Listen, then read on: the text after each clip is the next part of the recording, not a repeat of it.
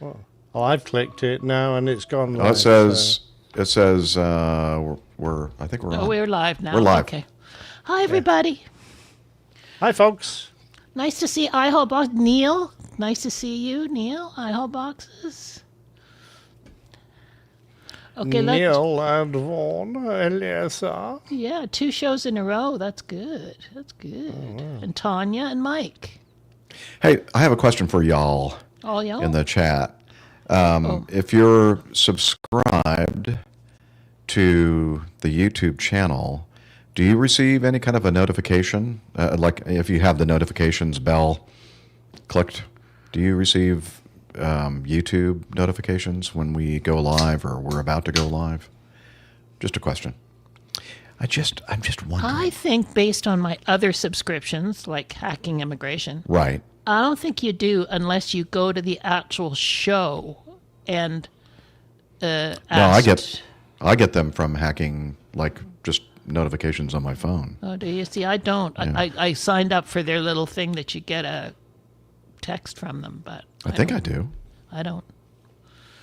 All right, I get it from some of the no, YouTube Mike channels. Says he doesn't either. He does not. No. Okay.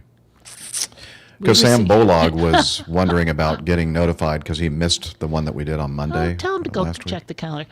iHole Boxes says they do receive our monthly invoices though. You give them an invoice for going live? Yeah. I invoice everybody that shows up in the chat room. They have to pay for this entertainment, you know. Oh, well, I didn't know that. Wow. Yeah. Hi, Metro Doc. I see now. I see how Liz is making the money now. Yeah, I got a side gig going on here. And no wonder more than half the feedback is always addressed to Liz, not everybody else. They know who to suck up to. I get it. Do you want to just check our Unity there, boys? Yeah, let's check it. Yeah.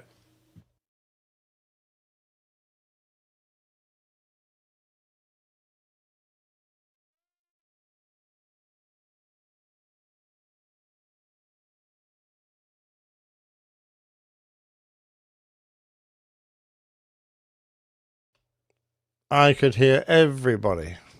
Very good. Me too. Our back channel is working well. I don't know about our back passage.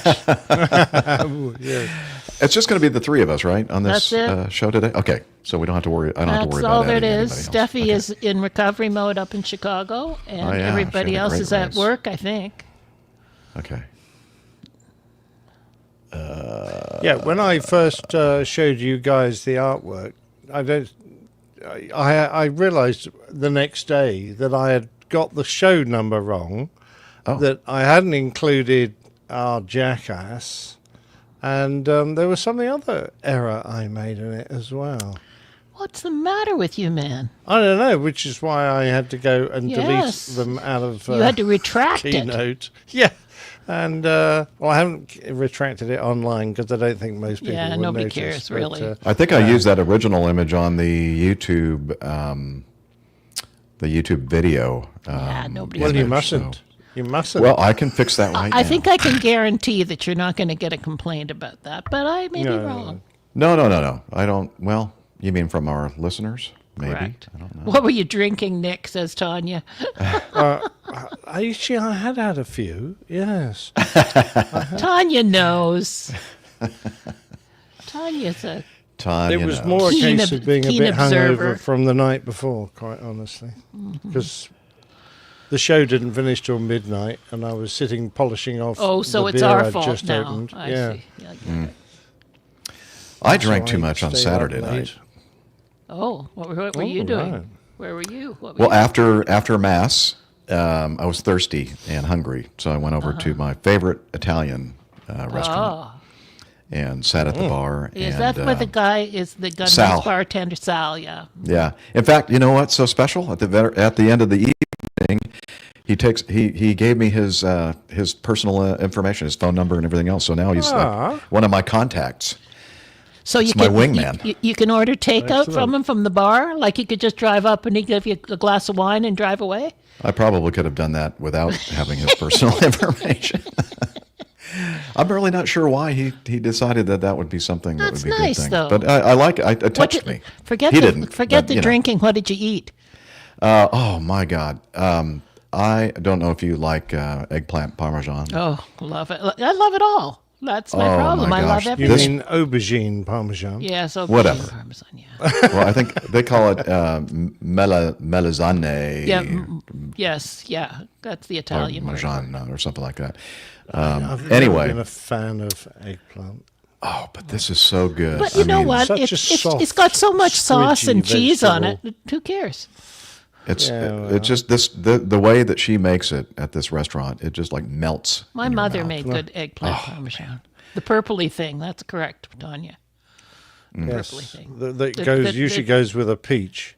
Yes, exactly. I was going to say that's usually a rude emoji. Exactly.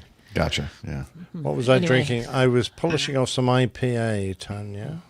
Oh, and I had an espresso martini, which I made myself, with vodka, Jamaican spiced rum, and Kahlua. Vodka, was rather nice. Jamaican spiced rum, vodka and rum. And Wow. Kahlua. Oh, yeah. Well, the vodka just goes in there to make it more alcoholic. The Jamaican spiced rum and the Kahlua adds to the Just a flavor, coffee. flavoring. Yeah, Good. the coffee flavor. Got it. Well, how So do I Jeff, change you the were thing? having red wine, were you, that evening? Yeah, so he automatically he sees me and he just like pulls out the wine glass and just starts he knows the wine that I and drink. he gives you a good pour, right? Oh yeah. Like too good of a pour. That's the problem. Like yeah, it's kind of like Captain Al And- at the and, 200th episode. And you drove home from there, right, Fair Jeff? enough. I think so. Oh, Alpha Juliet's here. I thought he was at work. Hey, Jay. I think I drove home. Hi, man. Hi, man. We thought you were working today. Good. Glad you're here. It's a federal holiday. Government's closed. You get Not a all the federal governments are holiday closed anyway. You get a federal holiday for Thanksgiving? Great. That's nice of you guys to Now, have our. what's the woke designation of this holiday here? I think it's First Peoples Day, Okay. something to that effect. Indigenous Peoples Day. Maybe. I think Indigenous might have been canceled too. Oh, really? I don't know. Oh. I can't keep Is that derogatory? Indigenous? somehow. That offends me. It's not up here. Okay. All right. Oh, that's great. I wasn't expecting Yeah, that. good to see you, man. I didn't expect you to be here. Cool. So we're going to not linger long on the news and try and hit off a bunch of feedback if we can. Yeah. All right, so I In need to- 2024, Anchorage and Phoenix became two of the latest municipalities to officially designate Indigenous Peoples Day as a holiday. And apparently there was it's still officially if we Columbus did that, Day. If we did that, we'd have to have a Neanderthals Okay, so holiday. now that you guys are talking martinis, Tanya has to tell us what her Neolithic favorite one Man is. Day. My favorite Plymouth martini and is Noilly Pratt. Plymouth and Noilly Pratt. Straight up with a twist. What's Noilly Pratt? What is that? So Is that the Isn't it vermouth? It's Vermouth? Yeah, it's a Italian wine, fortified Iced. wine? No, I have had the Spirit. Plymouth gin. I think. That's a Is gin, it right? Italian? Gin martini. Wally Pratt? Sounds like French. Yeah, most martinis I think are made of gin, but so I. A lot used of to people drink here vodka drink Not if martinis. you're vodka James martinis. Bond. Yeah. Well, that's true. Shaken. But only because I didn't like gin. But no, I Hate like gin. gin. Yeah. hate gin. I can. Well, I've grown to. You've got to persist. No. to drink it and not be sick, and then you think Just keep at it. a little more of it. Yeah, that's you'll be all right. Yeah, no, I've gone off the booze. I hardly. You see, hardly it touch was. It's French, is it? Oh, I thought it was French. Thank you. it Tanya. was playing forfeits in a drinking competition in a game park in Africa that made me hate gin so much. I just have never because, cared for it. And yeah. another thing I don't like is bourbon, and I'm not that fond of rye Well, whiskey either. It just smells. You're just of going to petrol. offend everybody, Liz. There's a sweetness to those whiskeys that I don't like. Scotch, yeah, I can There's a sweetness to your personality, Liz. I know. I She's don't need sweet any enough. more sweetness. Keeps it well hidden. Yeah, yes, I do. Yeah. All right, let's get on with this Well, show. hang on a sec. Yeah, hang come on, on. hang on. Jeff, you still prattling around? He is. Well, so- he's being a prat. I'm reading through the intro for AJ All right. because it's something that I've never seen before. Oh, it's a new one. Hidden studio in the woods, north of the rectangular. From the Bravo. his hidden studio. From the his? Okay, no. From the his. Which you want from? From his hidden studio in the woods, There you go. north of the rectangular And a Bravo. comical multi. I hate to Sulus. Certificated Sulus? laird? Hmm? What's a laird? It's a Scottish The landowner. laird is a Scot. Yeah, he's Scottish lord. It's the Indeed. laird of the manor. Certificated laird. Race car driver, world acclaimed chef. Wow. I mean, let hey, me he's put- in England, and he said I could do good cooking, so That's right. He's on another side of the world, so Say, yeah. who is this world? Whose world were you It's out of thinking this world. Is your recorder on, Ye Jeff? His honor. No. Oh, there we go. Metro Doc's just checking. Thank you, Metrodoc. He knows I'm being highly distracted, which doesn't really take much for me. Correct. We know that. Yeah. Okay. We're aware. So many things in my life are distractions. We're aware of that. Hey, sorry. You know, you should have known better than making friends with me. Jeff's life is made up of this. Just a whole parade of squirrels in his life. Oh, Yeah, pretty much sums it up. Pretty much. love it. Hey, that squirrel's kind of cute. I bet it's a female squirrel. Only one way to find out. It's kind of a private joke. family show, everyone, the family show. It's from the other side. Yeah, sorry. Yeah, recorder is on there and there. And Jeff is a and real streaming pilot. He order. has so many redundant recorders. It's great. I'm not complaining, but it's such a redundancy thing. I love it. but when I forget to turn them all on, Yeah. then it's a big fail. Then who cares if you've got the redundant? Well, you've got redundancy of failure. Yeah, redundant failures. Oh, that could be a title of the show. Redundant redundant failure. failures. Did you get that one, Nick? Don't inflict that on me, please. Okay.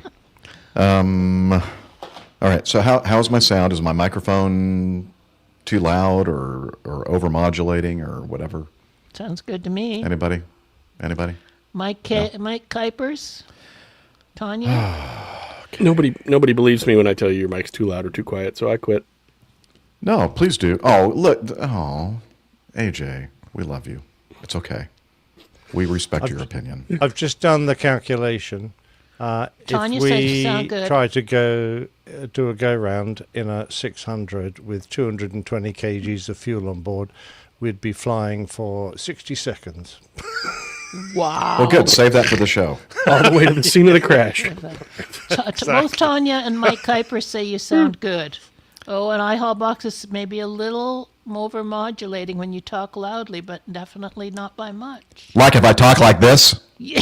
Actually, no, it's not too bad. At all. Jeff, You're not loud. don't talk You're like that. Just a little fuzzy around the edges. Yeah, I don't want I'll it to put be that fuzzy down around to the your edge. Jeff, moustache. don't that talk could like be it. that. Okay, I will not talk like that. Okay. What's the matter Sorry. with you? I don't know. Yeah, I don't know. I need to ask my therapist. Actually, I first need to get a therapist, and then We wish I'll you had ask. a therapist. Step Captain Yeah, Boxes, what you I meant to probably- say was I it need blends one. with the cackle of your voice. Yes, you need a therapist badly. Thanks. Well, why do I need a therapist when I have you, Liz? I'm going to have to start raising my rates. That's all I can say. Okay. Wow. Yeah, the problem. Okay. The problem is I'm crazier than you are, so you're talking to the wrong person. What's the saying? Blind leading the blind kind of thing? No kidding. The Oh, crazy it sounds leading like the crazy. sounds like the movie One Flew Over the Cuckoo's Nest. Exactly. And I'm Oh. Nurse Hatchet. Oh boy. Hey, Alpha Juliet, Lord Alpha Juliet, are you on Unity? Do you need to check that out?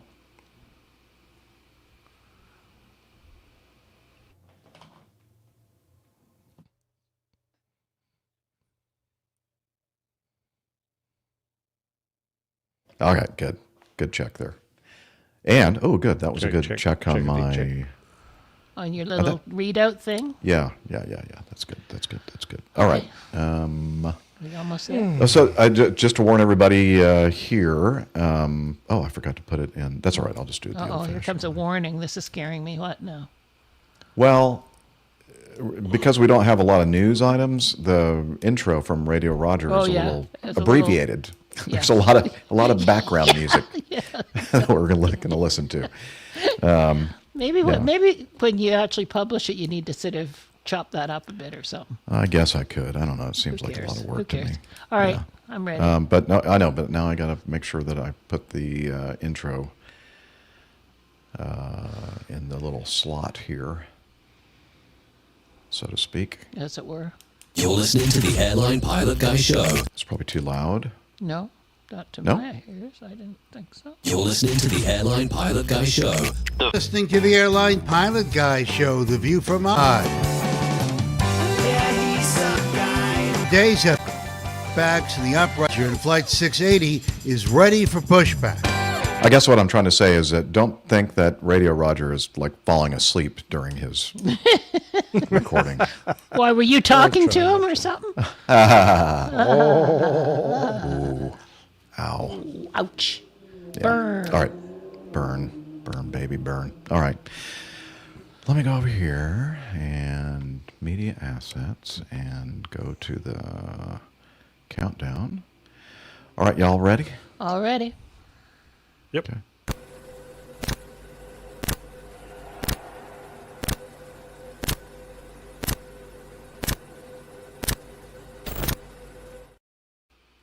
You're listening to the Airline Pilot Guy Show. The view from our side of the cockpit door. WAPG.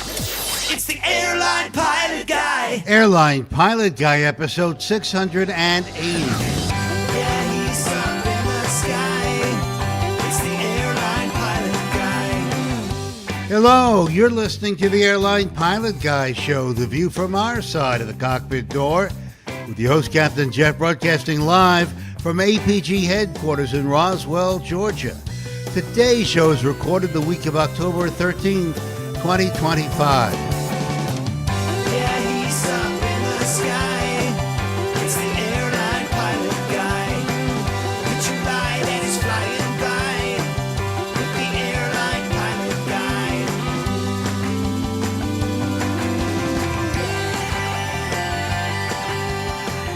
In today's episode, a commercial flight lands without the minimum fuel reserve. Also ahead, your feedback. So get all settled in.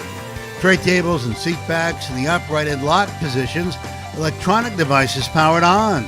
I'm Radio Roger, and Flight 680 is ready for pushback. I told you. Thank you, Radio Roger. He is an award-winning TV and radio reporter, currently at the number one all-news station in the nation, 1010 Wins on 92.3 FM in New York City. Welcome to the Airline Pilot Guy Show. It's an aviation podcast. What? An aviation podcast covering the latest in aviation news and answering your great feedback. I'm Captain Jeff, former U.S. Air Force pilot and now retired Delta Airlines captain. And joining me from his Garden View studio, in Hartford, Hereford, and Hampshire. retired professional dog shooter, former RAF, RAAF fighter pilot, unemployed Airbus A330, A340, exceedingly senior captain, and main button pusher for Virgin Over-the-Pond Airways. It's Captain Nick. That's getting a bit of a mouthful there, Jeff. It is. Lovely to be back on the show. Now, there was an Aero Commander with our show number. Can you believe that? A 680. Oh, really? Now, Okay. we all know that Bob Hoover made the Aero Commander Shrike 500S famous for his absolutely incredible jaw-dropping aerobatic display. Done a lot on only one engine, and then the conclusion was with both shut down. But it wasn't the only famous thing that the Aero Commander was known for, because in 1971, an Aero Commander 680 crashed, killing all 6 on board, including the actor, songwriter, and highly decorated veteran of World War II, Audie Murphy. The aircraft crashed in poor weather, a victim of sea fit. Controlled flight into terrain. And as a result, Murphy's widow was awarded $2.5 million. That's $15 million in today's money in damages. Wow. Wow. It's not nothing. No. But, of course, we'd rather have him still alive with us, Oh, yeah. But- He was quite a remarkable man. Yeah. So it looked like he was running out of room on his uniform for metal. God, no, look at that. That's incredible. Yeah, we'll have that Good-looking image man. for you to look at all those, what do you call those things? Medals. Medals, thank you. Including the Medal of Honor. That word I just said. Yeah, the medal. Oh, I'm sorry. Were you talking? I didn't hear you. I'm just not paying attention. Distraction again. Yeah. All right. Well, interesting. Thank you, Captain Nick, for that. And let's continue on with the introductions by playing this. From his hidden studio in the woods north of the rectangular Bravo, certificated laird, race car driver, world-acclaimed chef, and a comical multi-engine instrument-rated pilot interested in anything with enough horsepower to kill him. Hail ye his honor, Lord Alpha Juliet. Hello. Glad to be back. Good to see you guys. All hail.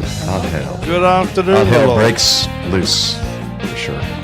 Okay, good to see you. And also, last but certainly not least, from her studio in Toronto, Ontario, Canada, retired financier and aviation enthusiast, spreadsheet master, and our producer. It's Liz Piper. Hi there, all you turkeys. Happy Thanksgiving. Oh, yes, of course. That's right. Your Thanksgiving. Just Yeah. for you, Liz, I presume. Well, Only you know me. what? Do you Yeah, share it only with me. anybody? No. Just you. Just your me. Thanksgiving. Just me. We're very thankful that you are part of our show and our good friend. Of course. Thank you, and I love all you guys and all you community members. I love all y'all. Oh, you're going to start making me cry. Gobble, gobble. You bet. And then she's going to say something like off air, like only behind the scenes, you'll say, get on with it, you turkeys. Yeah. Speaking of which, get on with it, you turkeys. Have a good show. See? Told you. Cheers.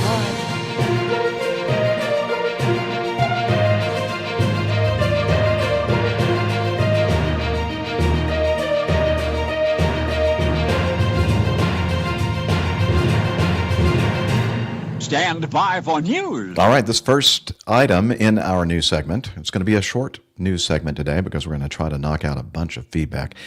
This is sent in to us from Sam Dawson. Of course, many of you out there, aviation enthusiasts, you have already likely heard of this incident involving a Ryanair flight that landed with kind of a little skosh on the fuel load when they finally made it back to terra firma. So Sam Dawson, I'm sure others will send this. I'm not great at this metric thingy. Is 220 kilograms not much fuel? Not much. I had an EDI, that's Edinburgh, overnight last week, but thankfully left just before this mess. And then he signs, not the funny last name, Sam. So, hey, Sam, Bolog. I think Sam Dawson thinks you have a funny last name. I'm not trying to start anything, but just saying. Anyway, let's see. Looks like this news source is from 1 Mile at a Time. It's a aviation blog. Okay. You know what? I think I'll read the Av Herald one because that usually is a little bit more succinct. A Malta Air Boeing 737-800 on behalf of Ryanair. Registration 9 Hotel, Quebec Bravo Delta, performing flight 3418 from Pisa, the one with the building that's kind of leaning sideways, to Prestwick in the UK, Scotland. Was on final approach to Prestwick's runway 20 when the crew went around due to weather. The aircraft entered a holding pattern, then attempted a second approach to runway 20 about 30 minutes after the go-around, but again needed to go around. The aircraft again entered a hold. About 10 minutes after entering the hold, the crew decided to divert to Edinburgh, where the aircraft joined the final approach to runway 24 about 1 hour after the first go-around, but then decided to go around again. The aircraft subsequently diverted to Manchester, where the aircraft landed on runway 23 right about 110 minutes, so just shy of 2 hours after the first go-around. Yeah. On October 5th, 2025, the Aviation Herald received information that the aircraft landed below minimum fuel with just 220 kilograms fuel total. Fuel. On the left side, the left tank was 100 kilograms, and in the right tank, 120. That's like what we would say fumes. The aircraft returned to service about 13 hours after landing. It took them that long to refill the tanks, I think. How much? 485 pounds? Yeah, that's like the error in the gauges, isn't it? Possibly? I don't know. Let's see. A passenger reported after the first go-around at Prestwick, the crew announced that they would do another attempt to land at Prestwick and then divert to Manchester. And then following the second go-around, the crew, however, announced that they were now diverting to Edinburgh. Only after the failed approach to Edinburgh, the crew diverted to Manchester. Okay. Looking at the METARs here, looks like, yeah, it was when, so this was what was the storm name? Amy, I think? Amy, yeah. Amy, what you want to do? Amy, wonderful Amy. That's the other one. Oh, I don't know that one. Amy song. Sorry. All about Amy Johnson. So it's an aviation-related song, that one. Oh. Go listen to my Plain Tale if you want to find out about Amy Johnson. Oh, that's right. Now I'm reminded. Thank you. So the winds were kind of high at, is this the EGPK? That's Edinburgh? Okay, this is Prestwick. Okay, so, and I think they were trying to land on 20, so it was about 30 degrees off runway heading, 29 gusting to 46 knots, light rain. Ceiling didn't look bad, 4,700 broken. Looks like it got down to 3,500 broken. Again, just either no rain or light rain, and gusting up to about 47 knots, the highest I've seen there, for the time frame that they were attempting to land at Prestwick. Yeah, not bad. I mean, it's I've seen worse. Yeah, at Edinburgh, light rain, again, about a 4,000-foot ceiling with scattered decks below, and up to 52 knots there. But again, pretty much straight down the runway, right? Weren't they landing on 24 at Edinburgh, or trying to? Yeah, it was mainly a westerly wind. What is it? It's 230. No, it is more or less straight down the runway, yes. Yeah. So, yeah, 60 miles an hour. It's high winds, but again, as I said, it's going pretty much straight down the pipe, right? Not too much of a cross. But, you know, gusty winds can be a handful, even if it's going right down the wind, you know, the runway. So, I don't know. Captain Nick, what are you thinking about the decisions that were made here by the crew? Well, it's very hard to second guess these guys because we weren't there on the flight deck. We don't know what inputs they were getting from their company and their operations personnel giving them good suggestions.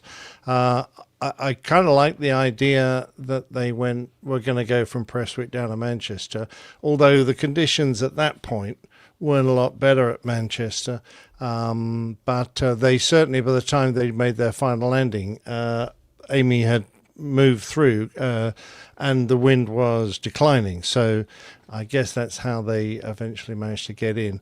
When the wind is straight down the strip, you know, we always think of, at least I do, of crosswinds being the big problem when you've got a very strong wind, because we've usually got a relatively low crosswind limit, only a matter of 35 or 40 knots, depending on your type. I think the 600 I flew was 47 knots across, something like that. but it's more the turbulence and destabilizing your approach. And we've seen plenty of videos of aircraft that get right into the flare, and all of a sudden they're being rocked around like nobody's business, and quite rightly they do a go around. That would be the only question in my mind. Guys, why did you decide to go to Edinburgh and not divert as you originally planned down to Manchester? Because that was obviously in your mind. There was probably a good reason for going down to Manchester, because perhaps the forecast wind was due to be better down there. Other than that, once you have used up a lot of your fuel going all the way across and slightly north to get from where they were to Edinburgh, they then got even a longer transit to get down to Manchester. And they did make an approach and then a bit of manoeuvring to get around before they decide to head south. And of all the things I've done as a pilot, the one that used to make my gut absolutely churn when I had made a decision after getting myself into a situation was running out of fuel. That was the one event that is, just absolutely, I felt, one of those unforgivable things for a crew to do, to get themselves so short of fuel that they ran out. And so I really feel for this crew, because there's just nothing worse than sitting through that transit for them, watching the fuel gauges head towards zero, going, oh hell, this is going to be a nightmare. Because once you go below your last 30 minutes of fuel, you start working into that emergency fuel. That is a mayday situation. And there's no holds barred on that. You are required to declare a mayday. And you get absolute priority for your landing, etc. And they got in off it. I don't know how long you can fly a 737 on 220 kilograms, or nearly 500 pounds. But on my 600, if I had been in their situation and decided to go around from my final approach, they managed to land off it, great. But if I decided to go around with 220 kilograms on board, I would have burnt that in 60 seconds. And then it would have gone very quiet. So, that's how much it terrifies me to see the situation that they were in. I'm sure there are good reasons for their decisions, and not going to play quarterback here and say they should have done this or they should have done that, but I'm just going to feel sorry for them, because that is just one of the most terrifying places you can be as a pilot.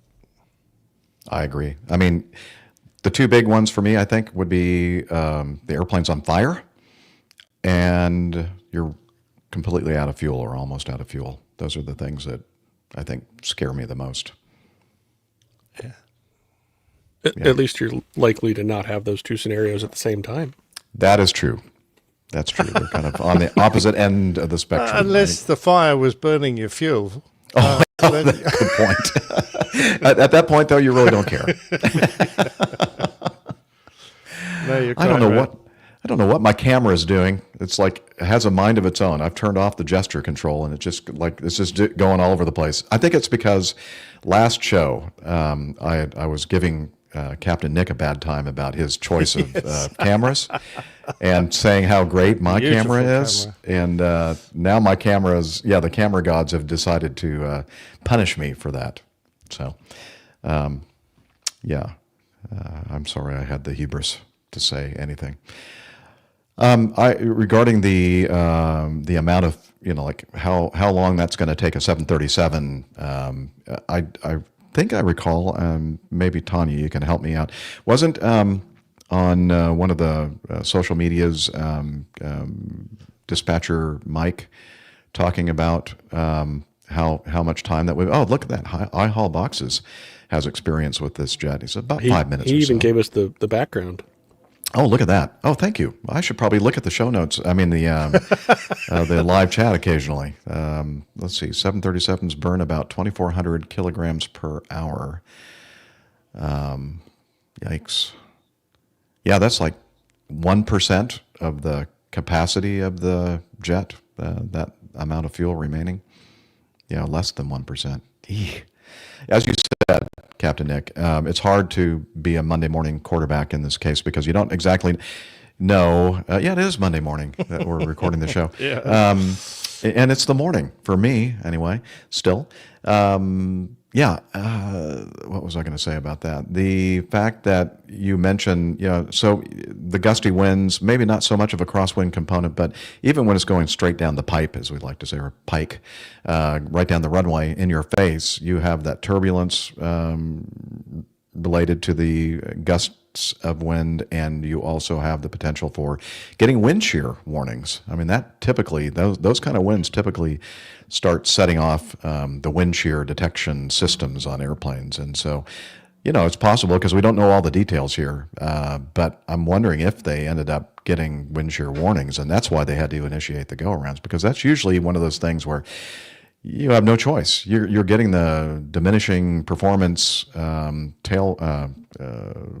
shear warning, and we're required to go around in those situations. So that might be okay. IHAL boxes again. 200 kilograms or 4% is regarded as gauge error. Oh my gosh! And Tanya says, it was Captain Al. He also said about 5 minutes. Okay, thanks, Tanya. All right. Yeah. Wow. This could have been a major disaster that we were talking about. Oh, and there have been a number of those. I remember that 707 that crashed trying to land at New York, JFK, or Idlewild as it was in those days, I think, and ran out of fuel. I mean, the only thing in your favor as you try and crash land the aircraft is that there probably won't be a lot of fire. Yeah, got that going for you. Yeah. All right. Yeah, we'll be interested to see what they come up with and what happened here. Or I don't know, is that something that's being officially investigated? Is this something that's going to publish a report? Okay, good. I think once you end up with that fuel level, it automatically becomes a sort of an accident. And once it's talked about on the news segment of the Airline Pilot Guy show, it's definitely it's going to be a report. Oh, it seems the AIB have rated it as a serious incident and will investigate it. So. Okay. Well, we will keep our eyes and ears open. Yeah. We're not serious now, but there are a lot of people out there in the aviation world that are. Hey, I'm pretty seriously unserious. Yeah. Are you serious? Yeah. Yeah. So speaking of serious, we have a situation that occurred at Heathrow. Yeah, not the Cirrus airplane, but the Sirius incident kind of thing here. We have a little video that I think would be interesting to watch. And now I'm going to see if I can find. Okay, here we go. Ow. Yeah. From Big Jet TV, Heathrow. DHL A300 coming in for landing. Oh, easy, son. Easy, easy. Easy, easy. Whoa, tail strike. Uh-oh. He's a fortune teller, that bloke. Yeah, well, the audio and the video is not quite matched up. Sorry. And they go around. Strike. Shall we watch that again, Liz? Okay. All right, touchdown. Left, right. Spoilers are up. Left, right nose, left, right nose. Looks like even the reverser doors were starting to open. Am I just seeing things there? I'm not sure. The definition is quite good enough where I am. Yeah. Yeah, I'd read somebody's comment that said that the reversers had opened, but let's just look at it. Oh, well, that's double naughty then. Let me see. Okay, we're coming in. And... Oh, easy, son. Left, Easy, right. easy. Whoa, tail strike.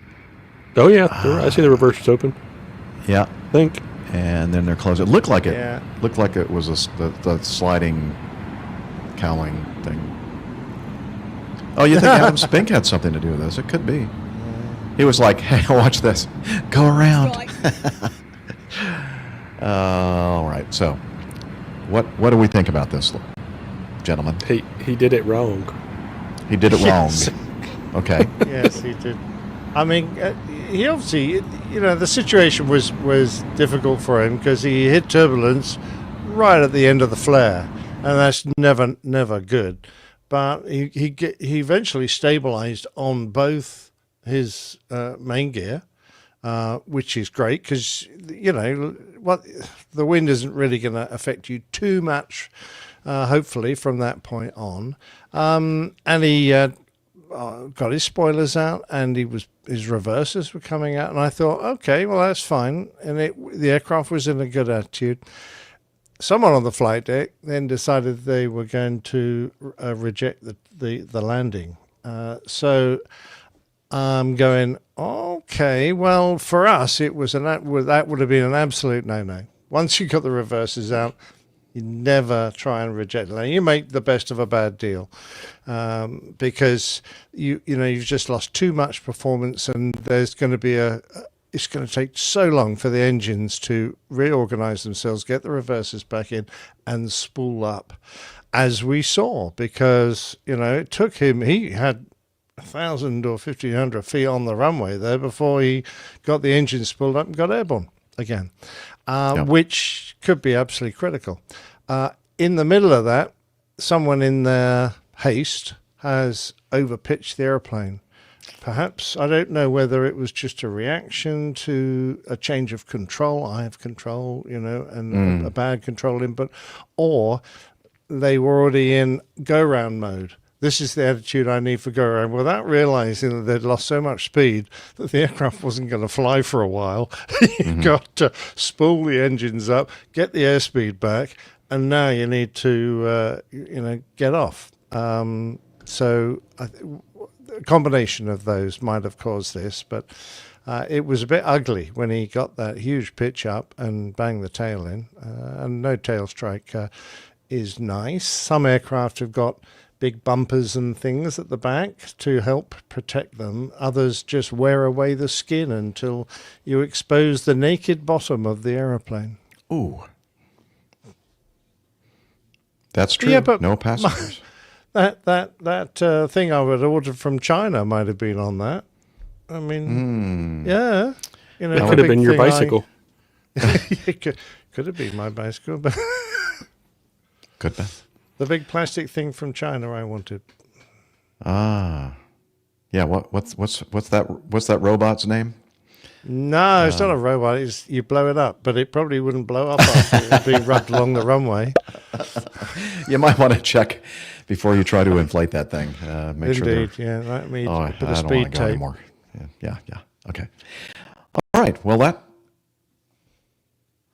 pardon me? Oh, yes. Oh, yeah. I'm sure the pilots are. And then That's got to be splashed something that all you're over. always thinking about, right? When you're landing at Yeah. Heathrow, like they're always filming everything, and yeah, this better be a good landing. Yeah. All While right. they're eating their In-N-Out burgers. Ooh, that sounds good. I'm starving. All right. It's time to get to know us. Time of the show where we get all caught up with what each of us on the show here today have been up to between shows.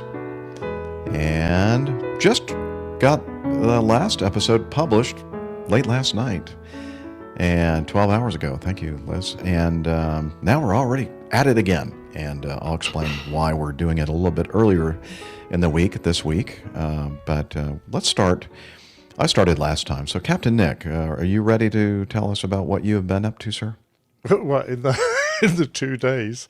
I know. 3 days?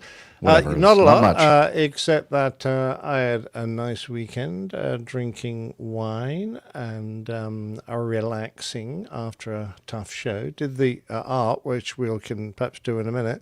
And then Monday mornings, this morning, is always one of my pétanque days. So I was out on the terrain playing a pétanque, and we had a very tight game between a couple of really good players.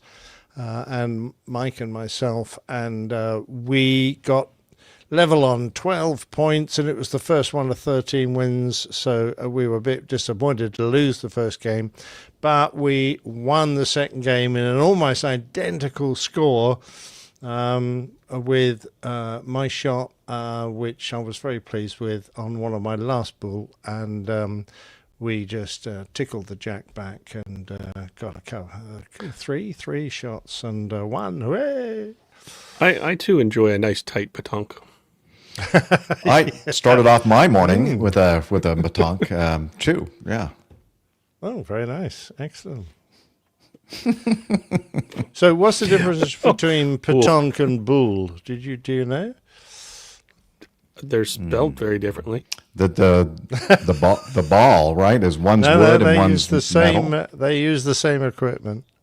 Oh. Bull apparently is played. You move forward as you throw your metal ball at the target. Petanque was invented for an old gentleman in a village who was a bit unsteady on his legs and couldn't run forward to deliver. So they made it a static game. So you have to stand in quite a small circle, and and you stand there, which he was able to do, and deliver. So the game was invented for him, and of course since then it has become the most popular version because mainly it's played by retired folks. And so this is England's answer to pickleball. Pickleball. I don't know. What's pickleball? Pickleball is miniature tennis. Tennis. Yeah, it's like a huge thing over here in the States now. We don't have a lot of. We don't use a bat or a racket, but apart from that, yeah. Anyway, we had a good game. Sadly, the pub isn't open on a Monday, so I had to come home. Oh. Normally we go to the pub and have a few beers. So have you ever tried this? iHall Boxes likes to play Petanque-a-dunk. Is that Petanque-a-dunk? That sounds like an interesting variation. Ah, okay. It was a good country song. I'm going to make a note of that. How do you, so I get it right for the Petanque-a-dunk. the artwork? Yep. It's on the screen. How do you spell that? Petanquea dunk. Well, iHall Boxes even knows how to do the little accent character. Very fancy. He has an international keyboard. Tanya says, I do love me some badminton with the shuttlecock and all. Oh, I bet you do. Okay. Good old Tanya. Things are starting to get warm in here. Okay. So on to cover up. What were the suggestions? It was nose-picking winglet. Well, I sort of got that into this, if you have a look, because there's a winglet smacking into the nose of this. A balloonatic down. Yeah, I didn't get a balloon into it. Sorry about that. Tough times in the tower. Eject the nav. Tied in knots, but the one that won was Fruit Loop Airlines, mainly because of the Fruit Loops who were flying those or taxiing those two aircraft at LaGuardia, who managed to thwack into each other. So we've got a Fruit Loop Airlines aircraft, and the winglet has smacked into his nose and dislodged a whole shower of Fruit Loops. I know. Yeah. So we got a few comments like, wow, oh my God, oops, from the jackass who's sitting in the first officer's seat of that aeroplane. And a bedraggled no from the poor other captain, I suspect. But the one that amused Liz the most was the little comment from the background goes, we are hiring. Yeah, we need a couple new... we are hiring.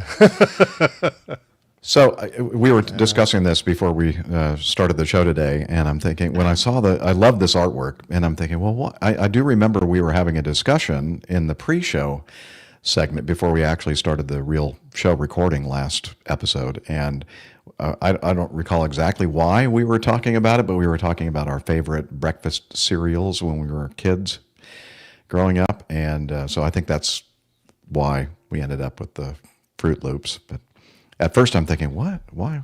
I don't understand. But so people listening to the audio-only podcast, which is most of you, Yeah, just check out the link to the YouTube video because, shortly or sometime before we actually started the show, we were talking about breakfast cereals. Yeah, it was a very edifying If you have discussion. a fascination with breakfast cereals, you can go and listen to us. Yeah. And, of course, I had to fit the special bits in for the keen spotters. The show number is on the nose wheel door, FL for Fruit Loop, 679. Okay. And the jackass I've already mentioned is flying in the first officer's seat. And have everyone spotted the logo? Mm-mm. Oh, the light blue. Oh, I see it. Fruit Yeah, the Loop blue. Okay, I got it. near the top, about Yeah. 2/3 from the left-hand side. There you go. Gotcha. So I've turned a Fruit Loop into the logo. Very nice. Hey. We're a bunch of And- Fruit Loops here. Yeah. I don't know how many points you owe me, Liz, for not spotting various. It's not very good, You need to try harder. More Fancy tequila your shots. optician. Yep. Excellent. AJ. Did a little bit of flying this past yesterday, actually. Oh, Went, cool. It's with an aviation show. Let's talk about weird, flying. yeah. It's I know, nice to have a airplanes. pilot with us, isn't it? One that's actually still flying. Yeah.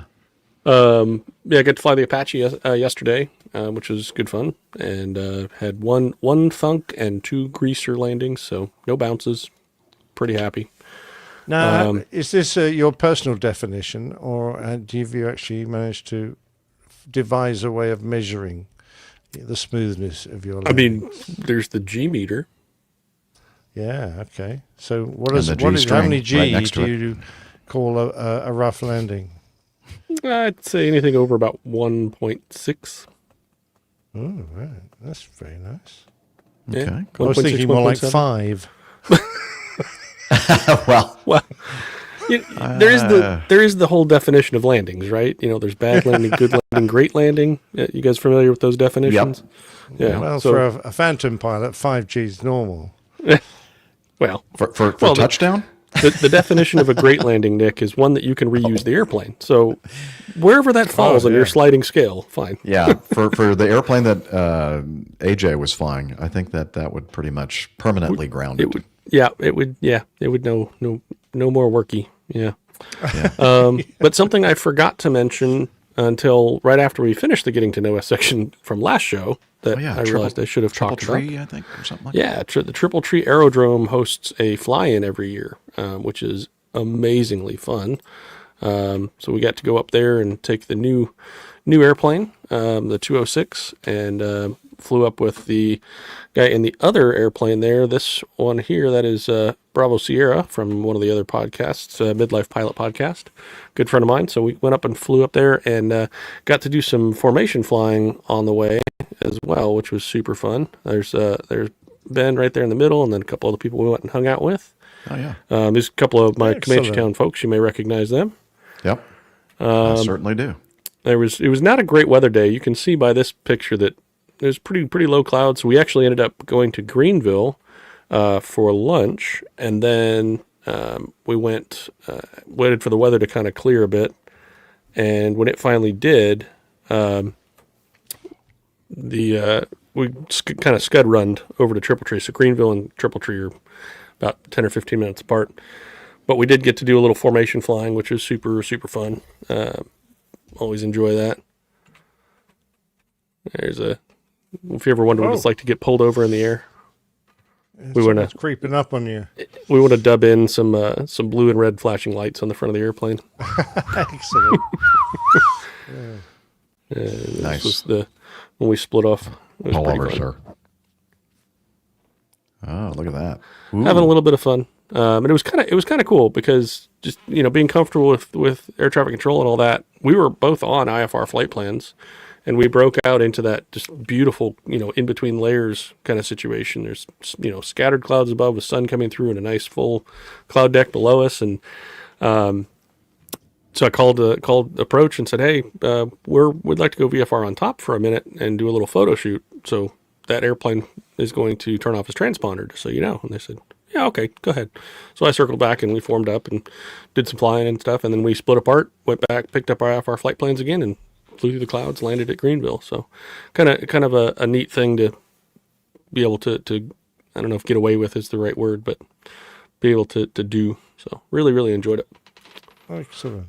What was the registration of that 206? Is it Zulu Niner or 700 Zulu. Ah. So the 7 looked like a Z. So it's zoo backwards. Yep, zoo backwards. Or ooze. Can we go back to one of those photos that shows the airplane on the ground with the tree line in the background?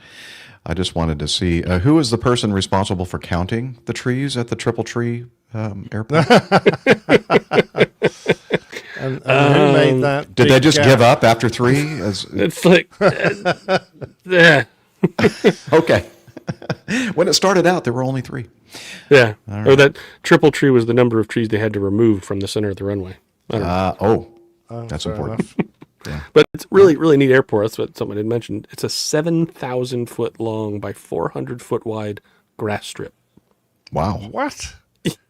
Yeah. Good Lord. It is. Are there and just it's some the really smoothest- awful pilots there?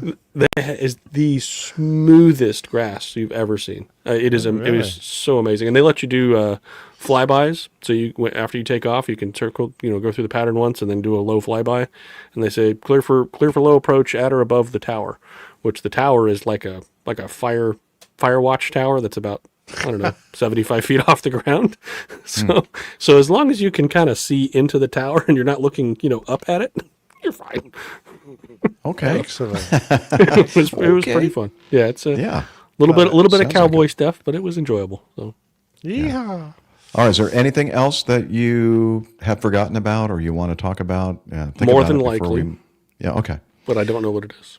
But did you already just mention, since we've started the recording, that the reason why you're able to join us today? Not since the recorders have been turned on, which the recorders are on, by the way, right? Shoot. We're gonna have to start over. No, they're on.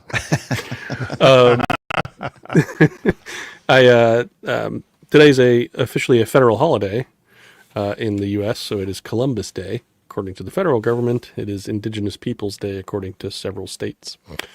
So we're off today, and it's Canadian Thanksgiving. It's Canadian Thanksgiving, and most importantly, that's why, or just Thanksgiving in Canada.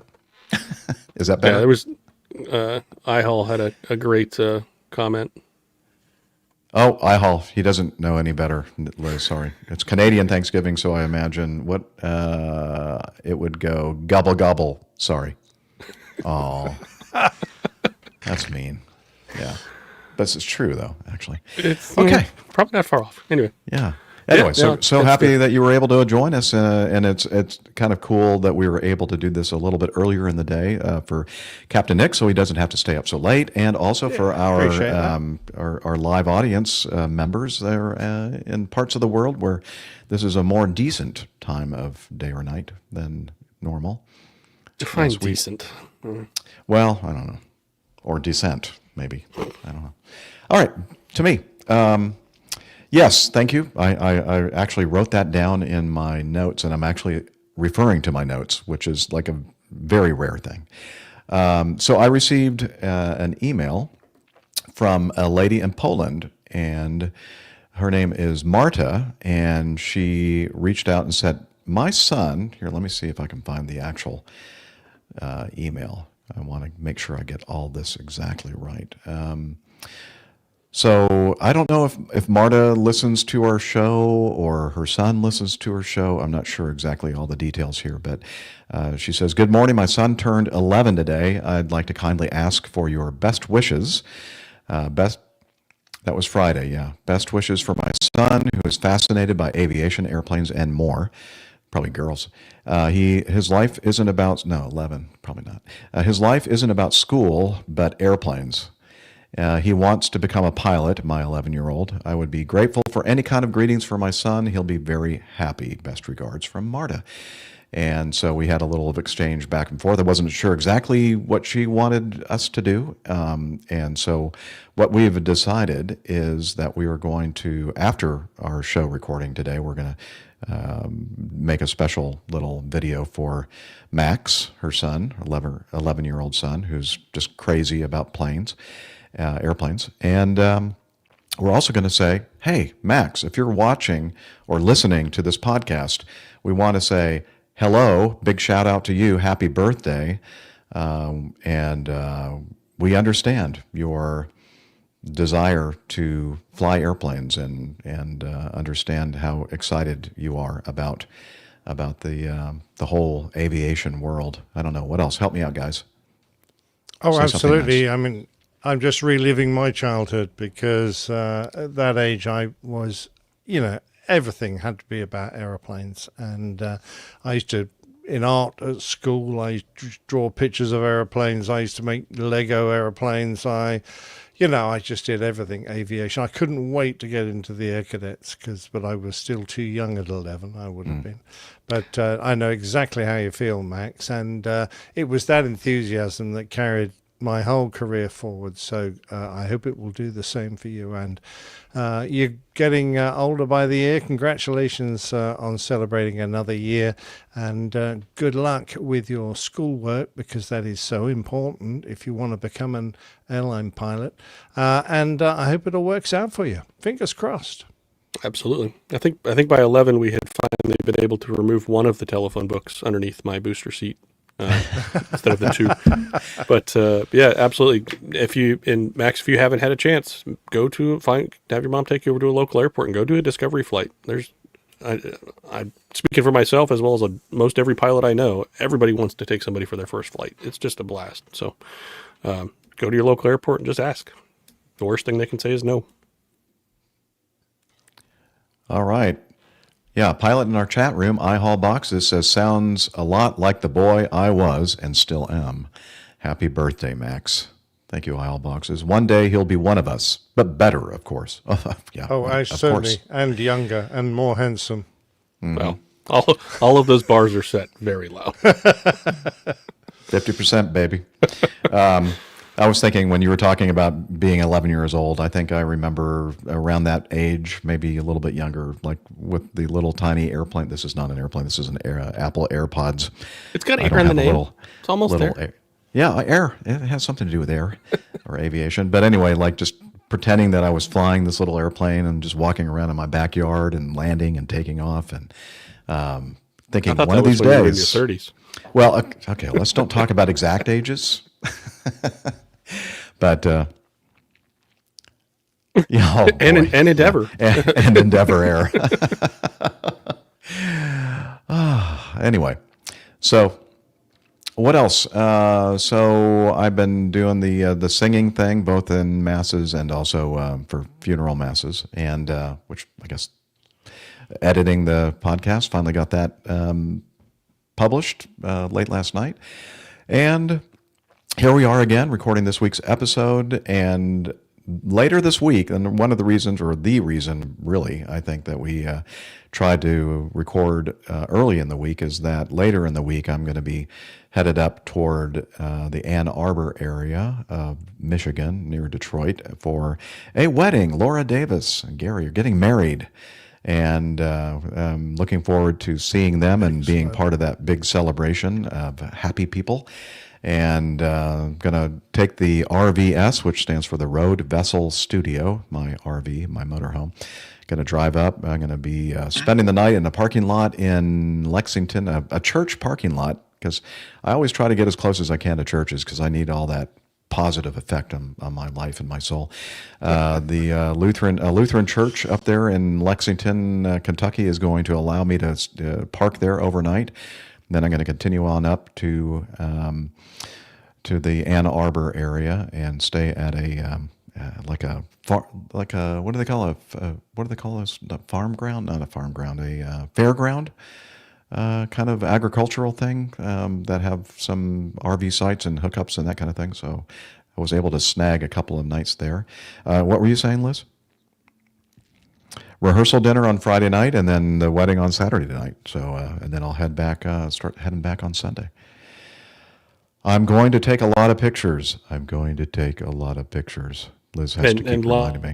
Live cast from the ceremony. Oh yes, we'll be doing a live up on the stage podcast. Yeah, I said, hey, can I put my table right here and set up? I'll make sure I bring my monitor and yeah. Oh, and some sound monitors too, so people can hear all the sound effects that we do on the show. They'll really appreciate that, I'm sure. The Reverend, if you could just scoot over just a little bit. Sorry, you're in my light.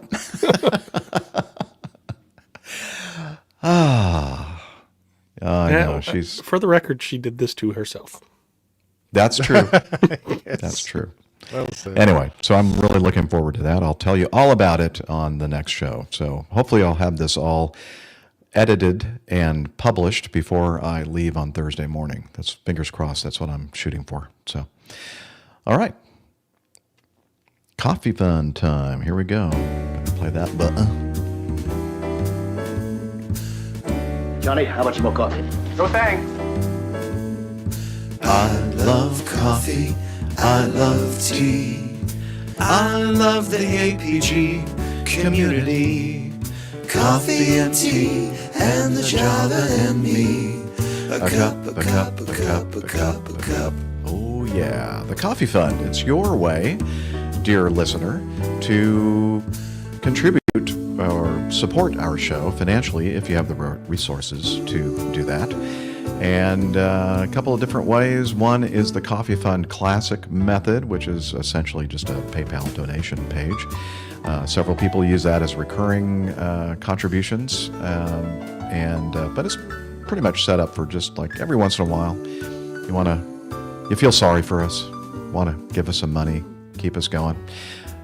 Find some change, in your coffee cup. Wait a minute, why would there be change in the coffee cup? I don't know, that's weird. Anyway, the other way that you can support the show, you can become a patron via patreon.com. And we have a new producer, Chris Scheck. That's Chris with a K. I don't, usually when I see Chris spelled like that, it's a female name, but I don't know. Could be a guy's name too, right? From Scandinavia, right? Yeah, Chris. So let us know, Chris. Send us some feedback. Thank you very much for signing up on Patreon to become a producer of the show. We really do appreciate it. So if you're interested in joining these great people, head over to airlinepilotguy.com/coffee. You'll be glad you did. And we will too. Almost ran out of music. Out of bumper there.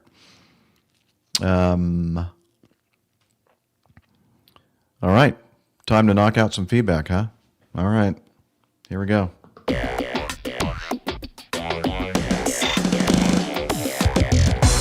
Captain, incoming message. I'm sorry, I'm distracted by my camera just having a mind of its own. I turned off all these automatic tracking controls, but it's still doing it.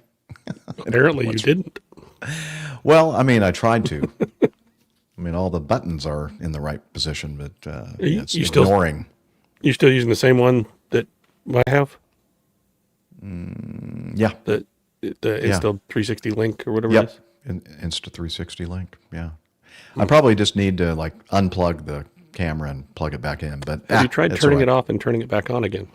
I have. I've tried that, but I need to try it again. Anyway, who cares, right? Moving on, and trying to find. I'd just like to point out it is now 4 bells here in the UK, so I'm opening a beer. 4 bells, I guess, is 5 o'clock. Yes, very good. Thank you. Why do I not know? Why haven't I never heard of that phrase? You spend a lot of time on boats? No, I was not in the Navy, and I did not spend a lot of time on boats. Okay. I'm impressed, though. We have.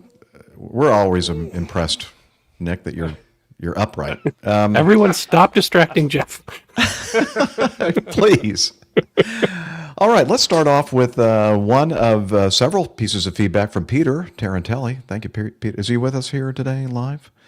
Oh, he's no. working. cross times with that other podcast. Oh, that's so right. he's The other probably over there. shows going on. Yeah, he has a big part over there. So. We know where his loyalties lie. Yeah, I know, but that's okay. We what do we got here? Captain Nick is showing us the beer Badgers. bottle. A malty and full-bodied Badger's Thirsty Ferret, an amber ale. Oh, I've had a Thirsty 4%. Ferret. You have indeed. Yes, I've had a like few it. of them actually. They're very good. Yes. Oh my. Well, I'm talking about the beer now. Okay. What, Liz? What is she complaining about? That we're You not being doing the distracted again? shows? Feedback? Squirrel. Okay, Liz. Okay. Squirrel. Let's continue now with some feedback. Peter says, I never, ever heard of this. Have you? Maybe Captain Nick has. And he gives us a link to a Facebook.com post, the most luxurious plane you've never heard of, or have you? On September 4, 1949, crowds gathered at Filton Aerodrome near Bristol to watch one of the most ambitious post-war aviation projects in Britain to take to the air for the very first time. The aircraft was the Bristol Brabazon? Brabazon, yes, well done. Brabazon? A colossal airliner built to show that Britain could lead the world in civil aviation after the Second World War. With a wingspan of 230 feet, greater than that of a Boeing 747. Wow. And powered by 8 Bristol Centaurus. I'm having trouble with pronunciations. Centaurus radial engines driving paired contra-rotating propellers. Wow. The Brabazon looked every inch the giant of its age. Its first flight, lasting about 25 minutes, was smooth and successful, and hopes were high that the project would restore British prestige in the skies. Then along comes this guy named Captain Nick, and he ruined everything. Yeah, that's right. Don't forget I'm half Australian. Oh, that's true. The Brabazon was remarkable. The Brabazon was remarkable for its innovations. Its pressurized fuselage was designed for transatlantic comfort, with space for just over 100 passengers spread across lounges, dining rooms, and even sleeping berths. The enormous wing was strong enough to contain a full-sized passageway, in the wing, allowing engineers to service engines in flight. Its flight deck was fitted with advanced instrumentation for long-range cruising. Design placed passenger comfort on par with technical performance. Anyway, it goes on. It's a very detailed article about this airplane. Nick, have you heard of this? It seems like of course, yes. We all know about the Brabazon. Okay. The Brabazon was a lord, and he had been instrumental during the Second World War. A little bit like the guy whose name has just escaped me, who did a lot of reorganization of British aircraft industry during the war so that we could concentrate on building the right airplanes. Brabazon was tasked with forming a committee, and this is back in 1942. They were already looking towards the end of the war and how Britain was going to emerge and what aircraft it was going to build. And that was basically their job, was to decide the future of aircraft construction in Britain after the war. And this was one of the aircraft they came up with, and named after the chairman, Brabazon, of the committee. And of course, one of the ones that was the least successful. Yes. I mean, they built one. And they didn't get any orders from anybody. I mean, they had decided that people would want to cross the Atlantic in the manner of a cruise liner, and so they wanted to go across in huge luxury. It would have been enormously expensive, whereas in fact we were moving into the era of mass transport, and 100-seater. In great luxury was not the direction to go. So none of the airlines wanted it, and that was the only one they built. But it was quite a special one. Now, the Brabazon Committee did have some successes, of course. The Avro York, although that was quite short-lived. The Airspeed Ambassador, the same. They were sort of commuter, short-range, short-haul aircraft, as was de Havilland Dove.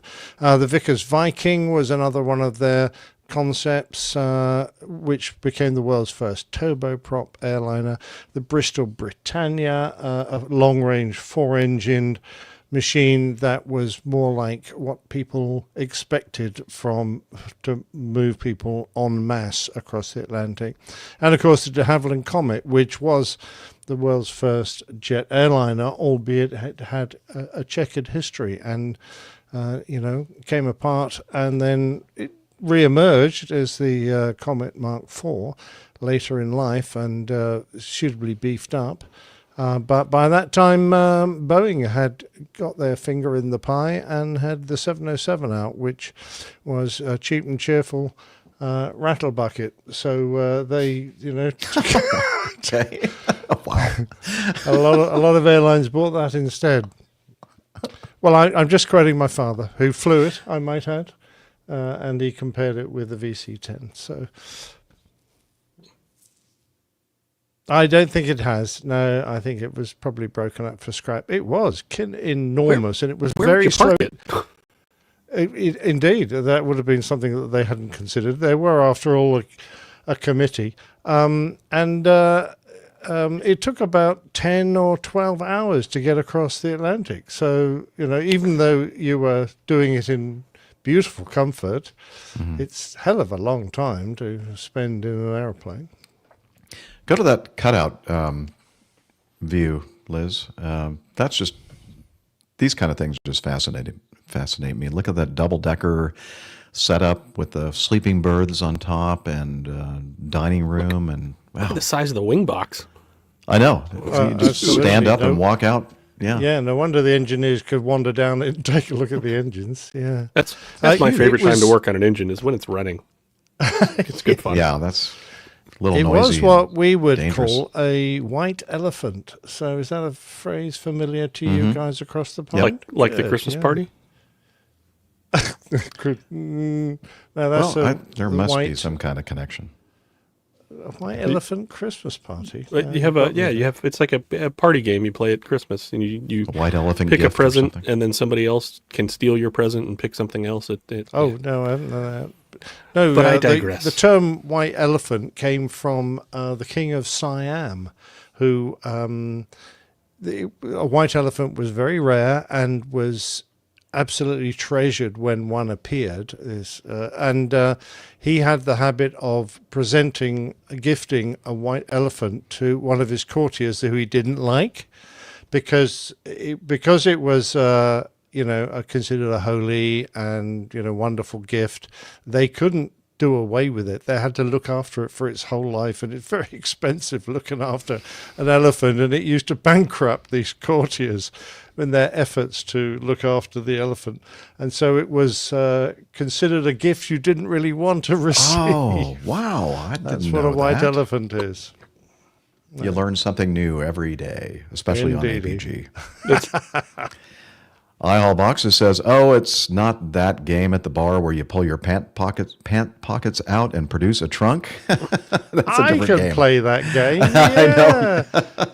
I've played that game. In fact, I used to have a version which was Douglas Bader imitating an elephant, in which case you stood in two upturned bar stools and pulled your trunk, your pockets inside out. Etc. Yeah, thank you, iHall, for that. Metrodoc says cockpit windows looks like a Boeing. Yeah, it does. Very similar look. I don't think Boeing had the patent on those cockpit windows, did they? I guess not. Guess not. Yeah. So anyway, well, interesting. Yeah, I'd never seen that airplane before. That's pretty cool. All right. Well, you won't ever again. I know. I never will. All right, let's continue with some more feedback from Peter. He basically says, "Is this for real?" And then he sends us a link to an Instagram reel. And now I'm going to play the linked video. A DC-9 was on short final for runway 7. Everything looked routine. Gear down, flaps set, approach stable. But behind them, a 747 was closing in fast. ATC comes with a quick ask if they could take runway 33 instead. The crew, without flinching, take 33. To make 33 work, they need a hard left turn. Low altitude, low airspeed, no time to set up. The DC-9 banks sharp, barely enough room to recover from the turn. Wings level just in time and touches down. Smooth, controlled, precise. No drama, no delay, just solid flying. Bit of an S-turn, but apart from that. Yeah. Nice touchdown, a sweet though. touchdown. Yeah, it was sweet. By the way, that is I think, a Delta MD-88. Am I right about that? The video very clearly said it was a DC-9. Well, and the video actually, it is. So, you know what? The MD-88 is actually a DC-9-88. Well, there you go. So, since McDonnell and Douglas merged, they started designating their aircraft with the MD label instead of the DC label. And yeah, so I guess, it depends on what side of the fence you're sitting. You can both be right. Yeah, exactly. So yeah, you're right. In most of us would use the nomenclature MD series. But so IHAL wants to know about the other airplane. The 7. Oh, what? Yeah, the 7. Was it a 747-800? I think it was. I don't know. I'm not sure. I don't think we haven't heard back from Richard. Hey, Rich, sorry, we were just having fun. I hope we didn't offend you. Apparently we did. Oh, so is that for real? Yeah, that looked very real to me. And so I guess we can kind of discuss what happened here and if that was a good idea or not. Obviously it worked out. And I have to say that I'm the kind of guy that would go, I don't see a problem with it. But I understand why a lot of people do. And I understand now why I was forced to retire a couple of years ago. So let's take a look at if you'll put my, yeah, thank you. Or that's fine. You can use that. Oh, is that your slide? Okay, cool. I wasn't sure you were going to. Oh, it isn't. Okay, it's mine. Okay, so this is the airport diagram for Anchorage. This happened at Anchorage. He was coming into runway 33 right, I think. Is that right? No. No, he's coming into 7. 7. Right. I'm sorry, 7. Probably right. 7, right? Yeah, and then asked, because of the 747 coming up is tailpipes fast, was asked to if they could accept landing on 3-3. Now, this is the point where you hit pause and you go, okay, we're pretty close in. We're pretty low to the ground. We're kind of in that final approach stage, transitioning to flare and landing, kind of getting close to that. This is even close to the point where if they were asked to sidestep to 7 left would be a discussion. It could be a discussion, yes. And that could be something that people would second guess. But the idea much less turning 90 plus degrees. Yeah, like 90, 100 degrees, more than 90 degrees to the left. And now, they say in the video, there's, no time to prepare. And, at this point, you have a pretty good view of the airport, the runways. You're all outside anyway, except for doing your cross check with, maintaining proper airspeed and that kind of thing.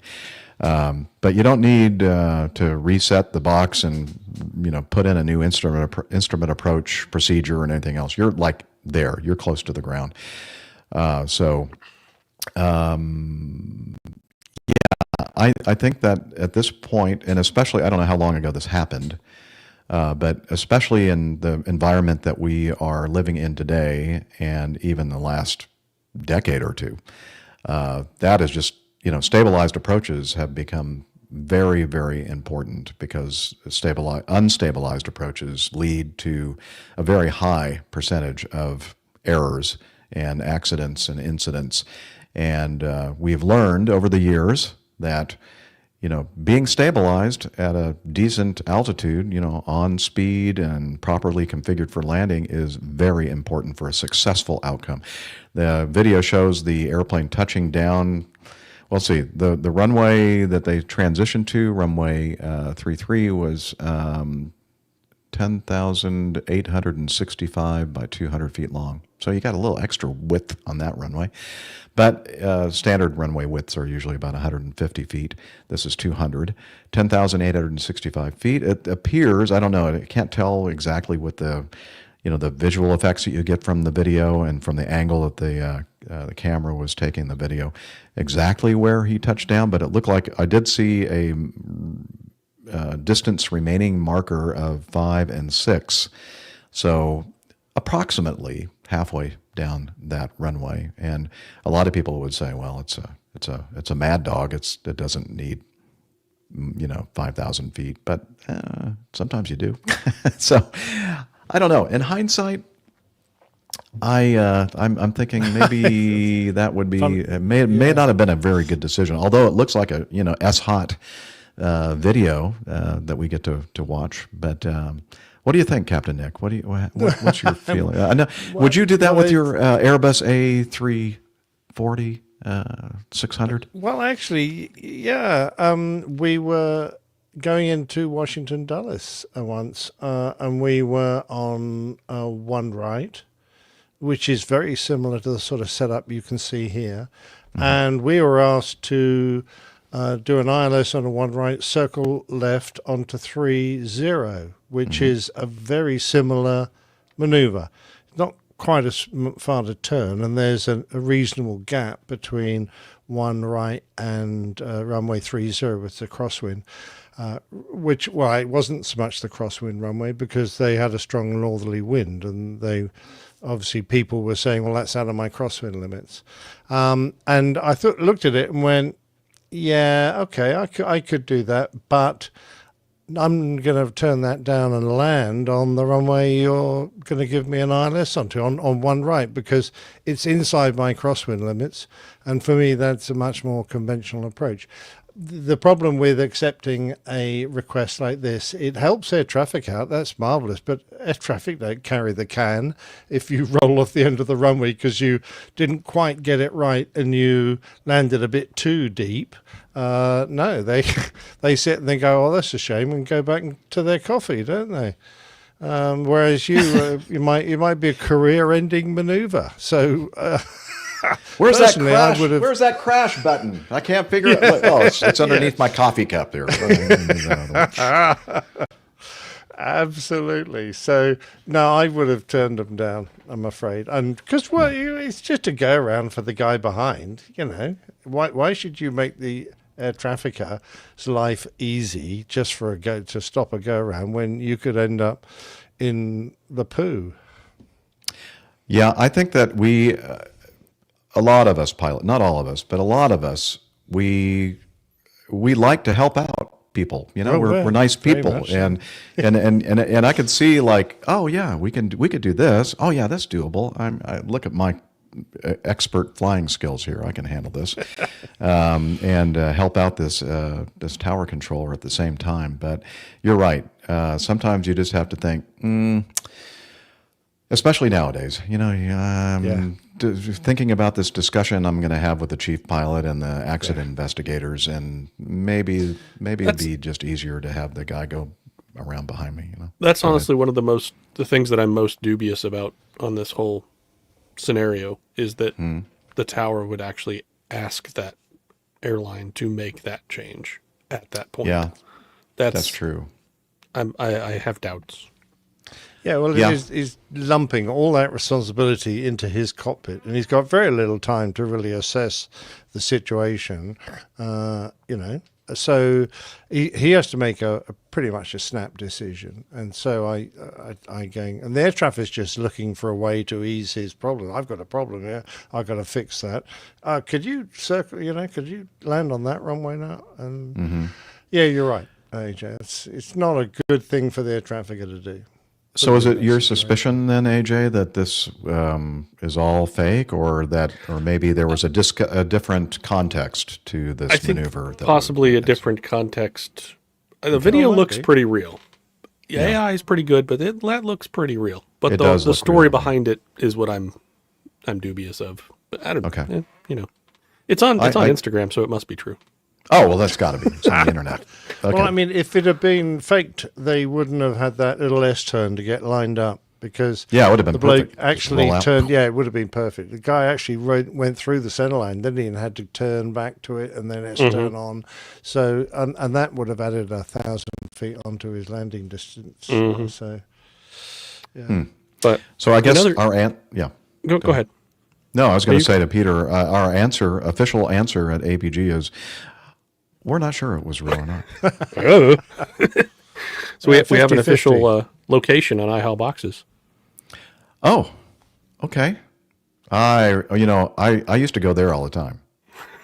He says good morning with sunshine from beautiful Greece. I was going to say, what are the kebabs like? Wow, nice.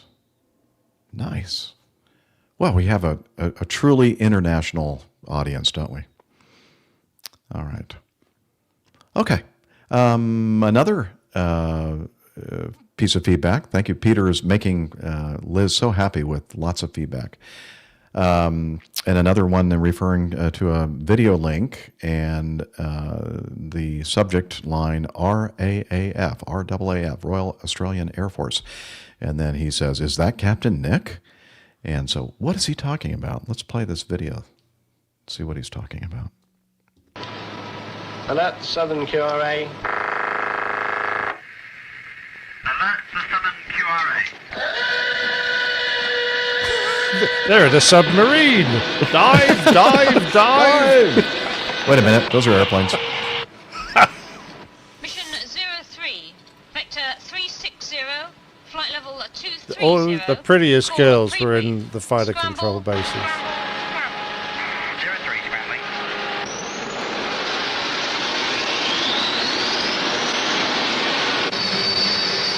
The mighty Phantom. Yes. And that squadron is Chicken in the Basket Squadron.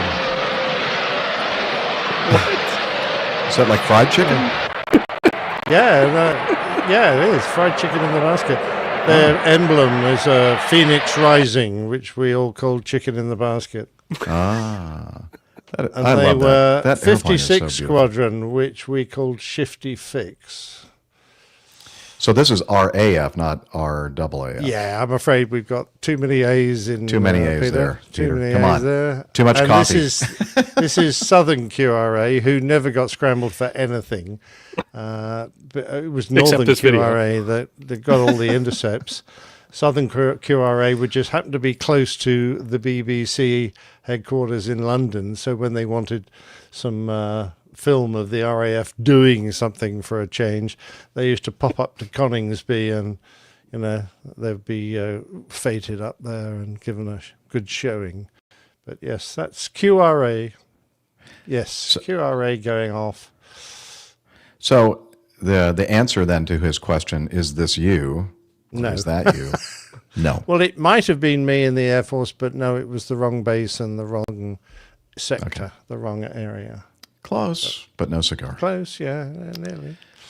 And then finally, anyway, I expect all the senior officers wanted to get in on the movie, so they were probably kicked all the youngsters out of queue, and they sat themselves on queue for that. All right. And then finally, another video link from Peter Tarantelli. The title, Paper Airplanes. He said, check this out. So cool. Okay. So we're going to check it out together. This is an Instagram reel, and I'm going to push this button and hope that it'll start playing. Hello. Hey, how are you? Good. Do you have a trading card? Yes, I do. Oh, thank you so much. Sure. You want a couple of them? Sure, I'll take them. Yeah, I got a few. I like this design. Thank you. I also have something for you. Oh, you do? As well. I made paper models of airplanes. Oh, that's very cool. And so I actually built this one on this flight. You built it on this flight? Yes, I cut out all the pieces and then I was just gluing them together. And the wings are in here as well. Okay. They're magnetic, so they just attach like that one's cool. That's really. Do you have like? I told you. That's really cool. Do you have like a kit that you do this from, or? Basically, so there's like an online community that makes like PDFs. So you just print it out and then you cut the pieces and then you glue them together. So that's really cool. Yeah. Andy, did you see this? No. Thank you. You made this on this flight? Now we see. Look at that. He made that on this flight. I told you. And look at the wings are magnetic. What is it out of? Paper. It's like big cards. Isn't it cool? You're poking away. Oh my god. That's super And cool. I have another one as well for you. Oh, thank you, man. I made one at home because I didn't have time to make both. No, but awesome. and here are the wings. They're magnetic, so you can just plop them on there. Hey, that's cool. How long did it take you? Probably 8 hours each in total. Oh my gosh. So for the one I made on this flight, I did some prep work at home. Super, yeah. That's super. That's very. Thank you. You got you some cards, right? Yeah, I got the cards. Yeah. So find some more. I mean, if you have the Centennial A350, I love that one. These. That's very cool. Oh, wow. What's your name? Josh. How do you say it? Josh. Josh. Oh, Andy. Andy? Nice to meet you. I'm Kyle. How do you say it? Josh. John. Thank you for the great flight. Thank you. Okay. Whew. So if you're listening to the audio only, you're going like, what is going on? What is all this commotion? So looks like it was a flight that this gentleman was on, and it was the end of the flight, and everybody was getting off of the airplane, and he gave a gift of this handmade, or I guess handmade, or computer printed handmade. Computer printed. Yeah, Hand cut and folded and put together.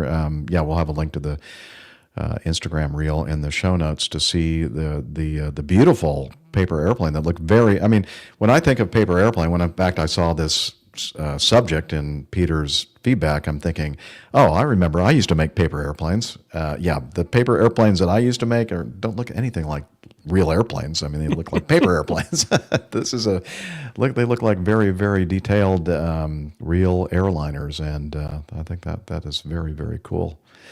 iHall Boxes in our live audience says this is. Oh, I'm sorry. How do you say Sutulis? Susulis.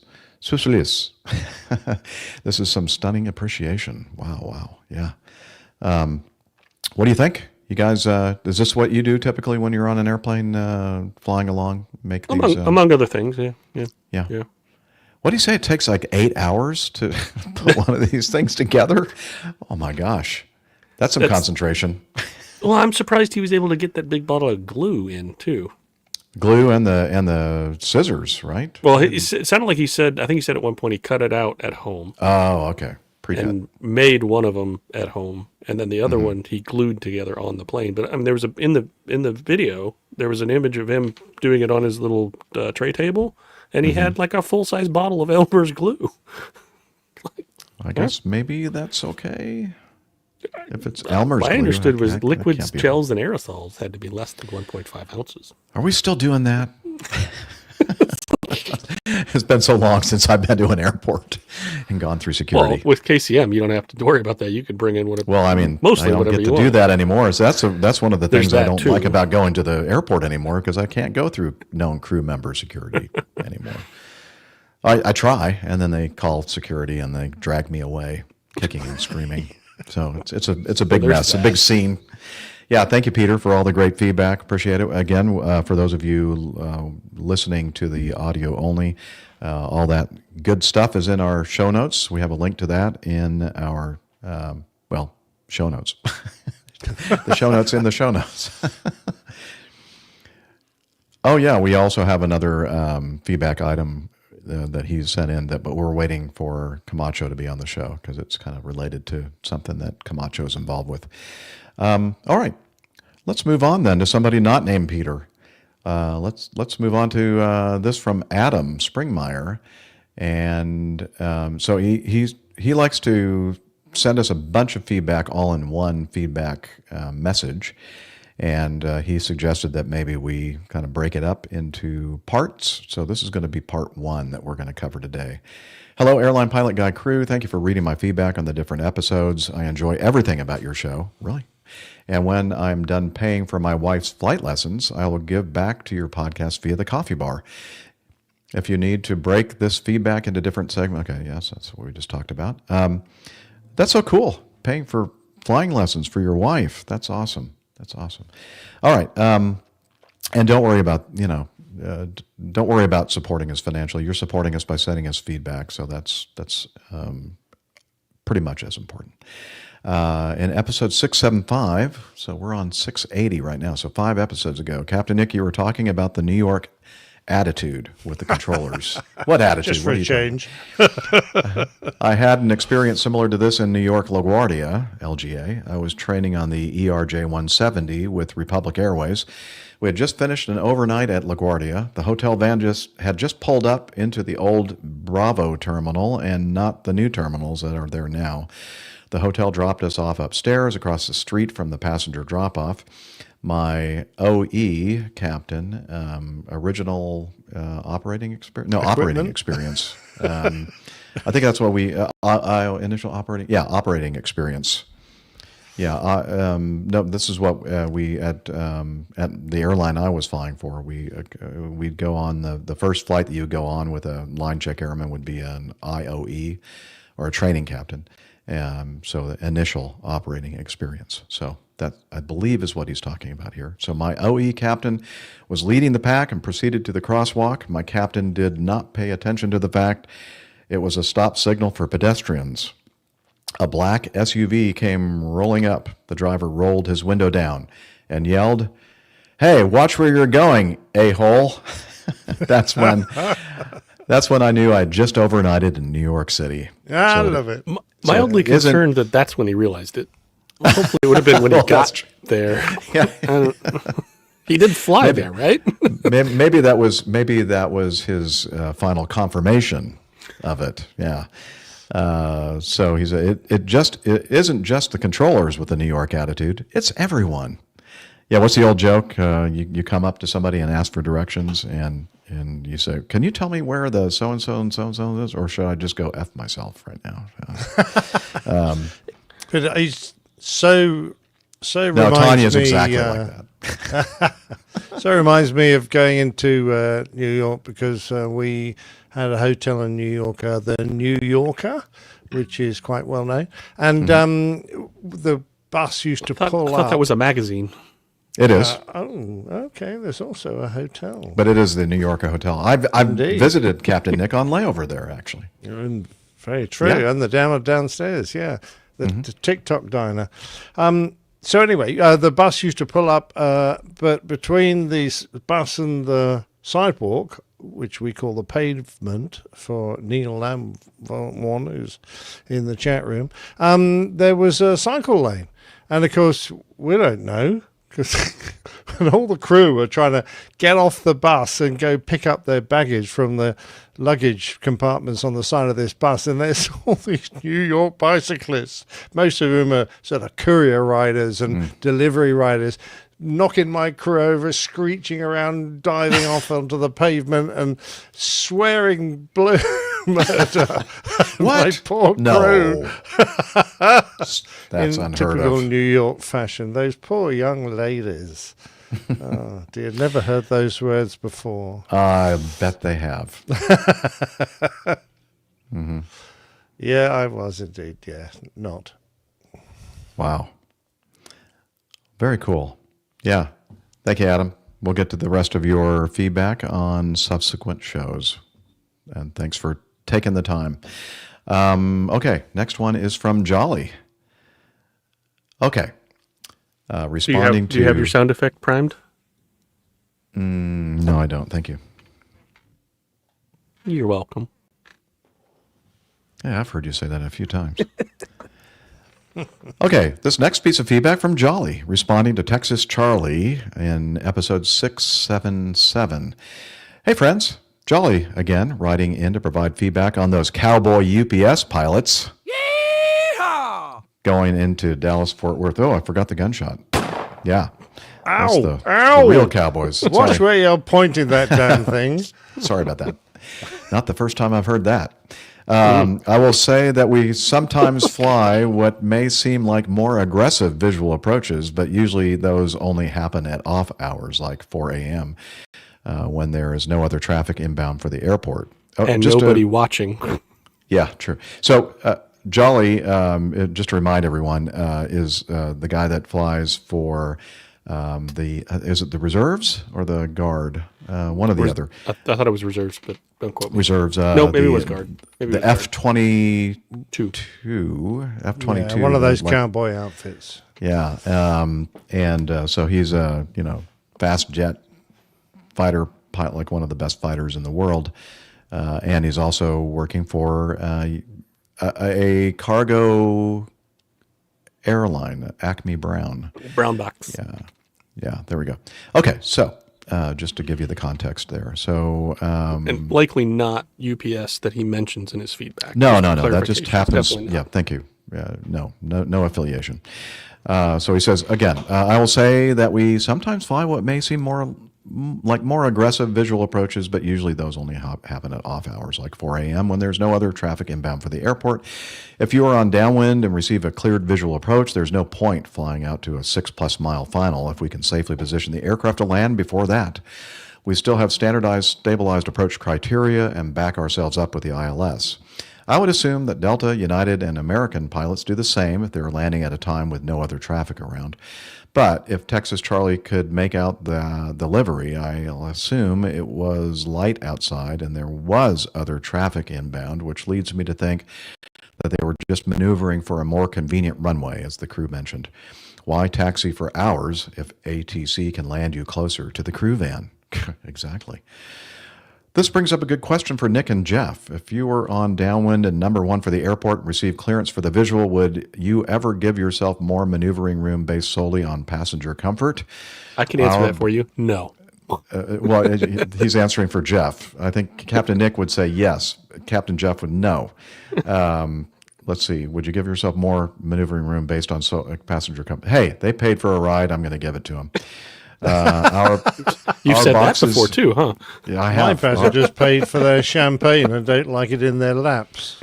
We didn't have a lot of that on my flights. Our boxes don't care, so if I can do so legally and safely, I'm going to get the jet headed towards the runway. Would you do the same, or are you considering those folks in the back? Well, we just were kind of hinting at the different perspectives of the type of flying that Captain Nick and I were doing. A little bit different. Nick was flying the cruise ship in comfort and elegance, and champagne, and all that. And I was flying a thing you just got to go a short distance, and you strap in and you hope for the best. So, not really. I try to make it nice and but I can do some if you saw the airplane flying, you would think that they were kind of some pretty interesting maneuvering. But I feel pretty confident that I have the skills to be able to do it while making everybody feel nice and comfortable while doing it, nice and smooth. So, but the further I get away from my active flying days, the more I think of how great I was. The better you get in your own mind. The better I get in my own mind. Yeah. So, yeah, my admiration for myself is like sky high and climbing. Anyway, so what say you, Captain Nick? Well, I was very much of the opinion that, having just flown a 10-hour leg, saving an extra 30 seconds in the circuit, if you were asked to do one, was pretty pointless, quite honestly. Mm-hmm. We usually got in ahead of schedule, and quite often we had to hang around waiting for a gate. Keep it nice and simple, abide the numbers, and make sure you don't make a mess of it. But we didn't often do visual circuits, so it was a bit of an academic question, really. Ours were generally straight instrument approaches. After all, I should point out that sometimes our pilot brains get switched on and off, and we forget that we get paid by the minute. And so a longer flight sometimes will result in more pay. So there's that. But usually when we're at the controls and we're in the moment, we kind of forget about that and think, yeah, let's see what I can do with this situation and get the airplane on the ground. And then you can taxi very fast. Thank you, Liz. Yes, she has anecdotal evidence of said high speeds on the ground. Yeah. I should make some T-shirts like that, yeah. Okay, continuing on with the feedback from Jolly. Time for a DFW anecdote. I've only flown into DFW once, and it was in an extremely light 757. At Acme Brown, it's not terribly uncommon to fly a jet with very little cargo if the schedulers deem that the aircraft needs to move. In a 757, this can lead to very slow approach speeds. It was the captain's leg, and he asked that I inform each Dallas approach controller that our approach speed was going to be a whopping 110 knots. That is slow for a jet. I did so diligently and even got some chuckles from a few of the controllers, though I could tell that they were appreciative, so they knew to give slightly longer vectors to the folks behind us. Down final, we had a 35-knot headwind, and I distinctly remember seeing a 75-knot ground speed on the approach. Wow, that's really slow. Wow, yeah. Cessna 150 would beat that. Yeah, I had to laugh as I had never thought I'd see a ground speed that low in an airliner. Of course, he probably in the F-22, he probably sees zero, like just hovering in space. Yep. Oh. Yeah, every time you go vertically straight up, your ground speed is 0. Yeah, but they can do it horizontally. It's amazing. That jet is amazing. Okay, last anecdote. You're thinking of the F-35. Or maybe, I don't know. I don't know what I'm thinking of. Last anecdote. Sorry to go back to the F-22, but figured you guys would appreciate this. Yes, we do. We love talking about the F-22. The F-22 design manual specifically state that the flight controls should allow the pilot to fly the aircraft with reckless abandon. And that's in quotes, reckless abandon. And that is truly how the jet flies. In any regime of flight, I can slam the stick forward, back, left, or right, and the jet will not break itself. At high speeds, full aft stick will limit us to 9 Gs. That's nothing. Until there is not enough airspeed to sustain 9 Gs. That 9 G limit is only for our soft pink bodies in the cockpit. The aircraft could absolutely handle more. Same with the throttles. I can go from maximum afterburner to idle and then back to max in 1 second. And the FADEX in the engines will ensure no damage occurs. There are some very niche cases at high airspeeds and low altitude where it's possible to over-G the aircraft, though instances of that are exceedingly rare. Hope that helps clear up that. No, we cargo pilots aren't a bunch of cowboys out there. I don't know. I think you guys are. We just have the opportunity to fly shorter visual approaches because oftentimes there is no other traffic around and no one's going to get mad about yanking and banking as long as it's done so legally and safely. Tailwinds, jolly. Always good to hear from you. I could slam the throttles in the Phantom like that, and they would also have no problem at all. In fact, they were so slow to spool up and spool down. They would have even known that you did that. The RPM indicator would hardly have moved. That's the L-39's the same way. It's from idle to max thrust is 12 seconds. Spool up. Oh, wow. Mixed formation flying, a real guest, isn't it? Yeah. It's really literally from max to idle constantly. Yeah. I love it. Excellent. Oh, okay. So our live audience member from Greece, Tassoulis. Most people call me K. Yeah, I understand why. Tassoulis.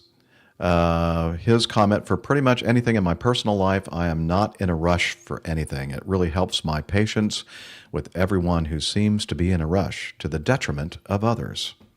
Yeah, we humans kind of can exhibit that kind of rushed behavior, and sometimes it's just nice to, what do they say? Sit back and smell the roses?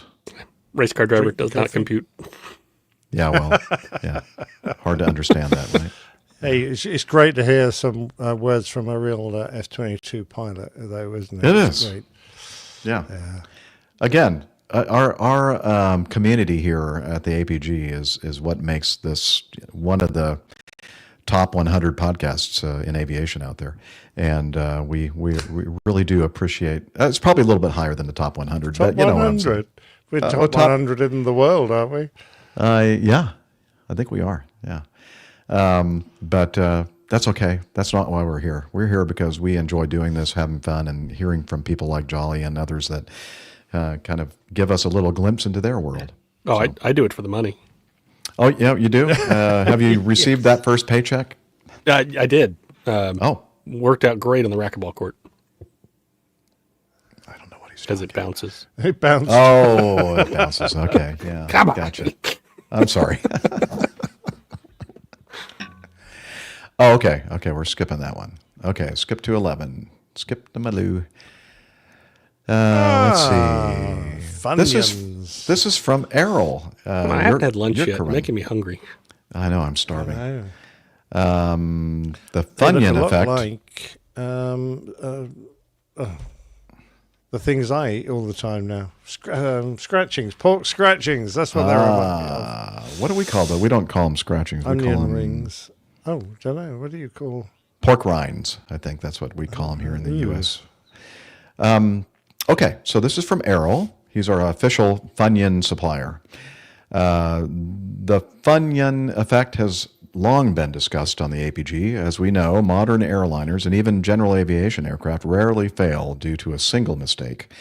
Accidents usually result from a cascade of errors that align, ultimately leading to a critical failure. A question I've wondered, how many Funyuns typically stack up before an accident? Malcolm Gladwell's Outliers provides a surprising answer. Chapter 7 reads like a plain tale analyzing 2 fatal crashes. Avianca 052, I think that's the one that you were referring to earlier, Captain Nick, at Idlewild with the fuel starvation. And KAL 801 in 1997. In this chapter, he cites a 1994 NTSB study, a review of flight crew-involved major accidents of U.S. carriers 78 through 1990 attached, where I found an answer. Among the 37 accidents that the NTSB studied, the median number of errors per accident was 7, with a minimum of 3 and a maximum of 19. Oh, my goodness. It was not that guy's lucky day, was it? 19 things had to line up. Are there even that crashed. many Funyuns in a bag? I don't know. Get the family size. Okay. In other takeaways, in over 80% of the cases, the captain was flying, while the first officer was non-flying. Yeah, I shouldn't have read that one. Highlighting authority gradient and communication issues. Okay. Fatigue played a major role. Half of the captains had been awake more than 12 hours. Half of the first officers more than 11 hours. So it had been awake that long. Okay, so in other words, long days. Many accidents occurred on the first day a captain and FO flew together. Yeah, that's understandable because, you don't really know each other. And that is where I think most of the risk occurs. Feeling each other out, well, that's APG after dark. I don't think you're allowed to do that anymore. that's another podcast, Liz. Let's see. Operational delays and schedule pressures were common contributing factors. Yep, that human factor for sure. Technical skill alone does not guarantee safety. What? Organizational, interpersonal, and human performance factors are equally decisive. I was honestly surprised by how many Funyuns typically line up before an accident. Other studies suggest a similar number of errors line up before major non-aviation accidents. I think 3 Mile Island, the nuclear power plant in Harrisburg, Pennsylvania. But that's a story for another podcast. Yeah, not ours, some other. So the next time you hear the Funyun effect, just remember it. It usually takes about 7 before things go sideways. It's a gentle reminder that it's rarely one big mistake, but a series of little ones. So keep your eyes open, your seatbelt fastened, and maybe save a bag of Funyuns for later. May your skies be clear and visibility unlimited, Kavu, wind at your tail, and your beer well hopped. Ooh, I do like that idea. And then he, again, put a link to the National Transportation Safety Board safety study. I'm sorry, what? It's only 106 pages, Liz. Yeah. A little light reading, yeah. Just make sure who's gonna start reading it first? Do you want to do the first 30 pages and then I'll take over? It looks like an interesting one to do a plain tale about, but yeah, I think that other podcast you were talking about was Nuclear Reactor Guy, otherwise known as The Simpsons. Yeah, new NRG, the NRG community. So all kidding aside, there is actually a guy that went into Chernobyl. Oh, right. Oh, yeah, I did. I watched a documentary. The guy that actually went down deep into Chernobyl and the whole thing. Yeah, I know. Yeah. That's terrifying. Absolutely terrifying. I'm sorry, Liz, what were you saying? Oh. Well, in fact, there's only one guy. He has 3 heads and he doesn't need anybody else. Yeah, he has a built-in panel podcast. Yeah, his own co-host. Love it. Okay. Well, thank you, Errol, for that. Our official APG Funyun guy. This is from Deanna Tickle. Oh, yeah, she's here with us a lot of times in our live audience, but she's probably working. She's a veterinarian. Did I say that right? I question myself when I say it. I question myself about a lot of things, actually. I know you all do. Canadian Bush Plane Heritage Museum. I'm vacationing in Michigan this week and took a quick little jaunt across the border to the land of Poutine. Oh, she is here. Oh, yay. Oh, hi there, Deanna. Hey, Deanna. Okay, let's see. I'm vacationing in Michigan this week and took... Okay, this was a couple of weeks ago. So she's not still vacationing. So she was vacationing. Took a quick little jaunt across the border to the land of Poutine and Liz Piper to visit the... Poutine and Liz Piper, PLP. That's what we're going to call Canada now. To visit the Canadian Bush Plane Heritage Center in Sault Ste. Marie, Ontario. You definitely need to look up the pronunciation because it ain't salt. Yeah, I know. I figured that out. I was corrected years ago when I tried to mispronounce that city's name. But see, I did a pretty good job, didn't I? I said it right, Sault Ste. Marie. Yep. I've actually driven through Sault Ste. Marie a few times in my life recently. Okay, the museum was small, but absolutely worth a visit. In addition, the airplanes on display, they showed a short film. In addition to the airplanes on display, they showed a short film about the role of aviation in fighting forest fires, particularly the very impressive water bomber, the CL-215, made specifically for that purpose. I included several photos of it and a few other aircraft on display. After returning to the U.S., my next stop was the Shipwreck Museum in Paradise, Michigan. I think the APG show has a special display there in the Shipwreck Museum because we're both a shipwreck and a train wreck. Yeah, every show. Let's see, on the shore of... Oh, no, it's a bell. It's a bell. It was Edmund Fitzgerald. Oh, that's a fair... I was just listening to a variation of that song by Gordon Lightfoot. Oh, wow, that's cool. Anyway, Paradise, Michigan, right on the shore of Lake Superior. I included a photo of the bell retrieved from the wreckage of the Edmund Fitzgerald 20 years after she sank. They replaced it with a new bell engraved with the names of all who perished and placed it on the lake bottom with the wreckage. Oh, that's nice. That's nice. The original bell sits in the museum and is retrieved once a year so it can be rung for the victims. I also had a travel first, a medical incident, not me personally, just after pushback from the gate. The pilot announced we'd return to the gate to have the passenger evaluated. I heard the announcement telling the flight attendants to disarm the doors. The passenger was able to deplane on their own accord and be evaluated by EMS. I don't know what happened, but they were declared safe to travel. They got back on, and away we went. Also, I sent some feedback in February about a trip I took to Tanzania. It wasn't aviation related, but I thought people might find it interesting. Did it ever get covered? Well, you tell her. Oh, that's right. I have to tell her because she can't hear you. Deanna, Liz says that she couldn't find it. Maybe resend it. Yeah, resend it to us because I don't ever. Yeah, Tanzania is a great seeing place. That. Okay. Let's see. If it isn't relevant enough, I understand. No, it doesn't matter if it's aviation related or not. We talk about everything here. I think most people expect us to talk about things that are aviation related, but you know. Surprise. Yeah.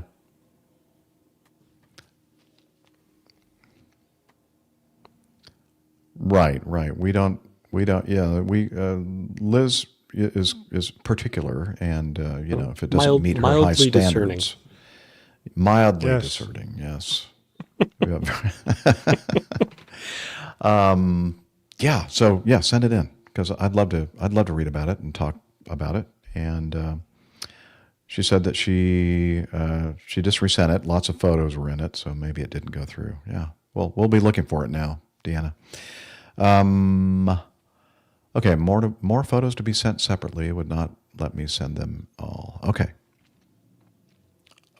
So yeah, we in this piece of feedback here that we're referring to in our Evernote, which is the program that we like to use for organizing the show, and Liz uses to organize things. Several photographs in there. Beautiful. Yeah, it looks like a great museum, both the Aviation Museum and also the Shipwreck Museum. That's cool. All right. Very good.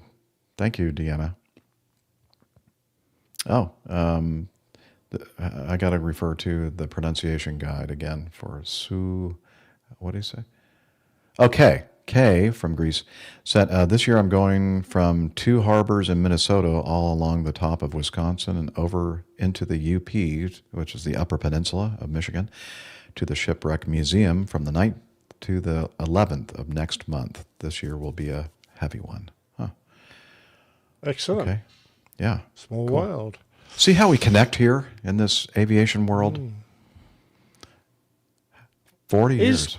Is Kay one of the Men in Black? Could be. Does he know Fred? I thought there was a K in Men in Black. Oh, there yeah. Was. He might there was. A K in Men in Black. You are correct. Yeah, indeed. Okay. You wear a black suit, Kay. And sunglasses. Okay, yeah, we're knocking a bunch of this stuff out. That's great. Okay, so this next piece of feedback from Giles Robinson. How many hours of pilot training? Love the podcast. I'm curious to hear what the crew thinks about this article from the Wall Street Journal about the 1,500-hour minimum. I tend to agree that everyone wants a pilot who has been scared at some point during training. Okay, so he gives us a link to the Wall Street Journal article. He said, I've cut and pasted the article below in case you can't get through the paywall. Thanks, Giles. Appreciate that. Okay, so let's see. I don't think we really have time to read the whole thing, but we're going to have it in the show notes. But I'll read a little bit of it. How about? The government requires 1,500 hours of flight time to serve as a first officer of an airliner, I think it should say.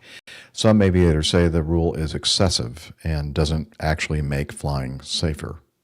And I think that there are legitimate arguments on both sides of this story when it comes to this 1,500-hour rule, because I think Captain Nick is going to remind us that that rule is not in effect in his part of the world. And as far as I know, not too many airliners are crashing that often based on the lack of experience. But I mean, they are landing with no gas, but.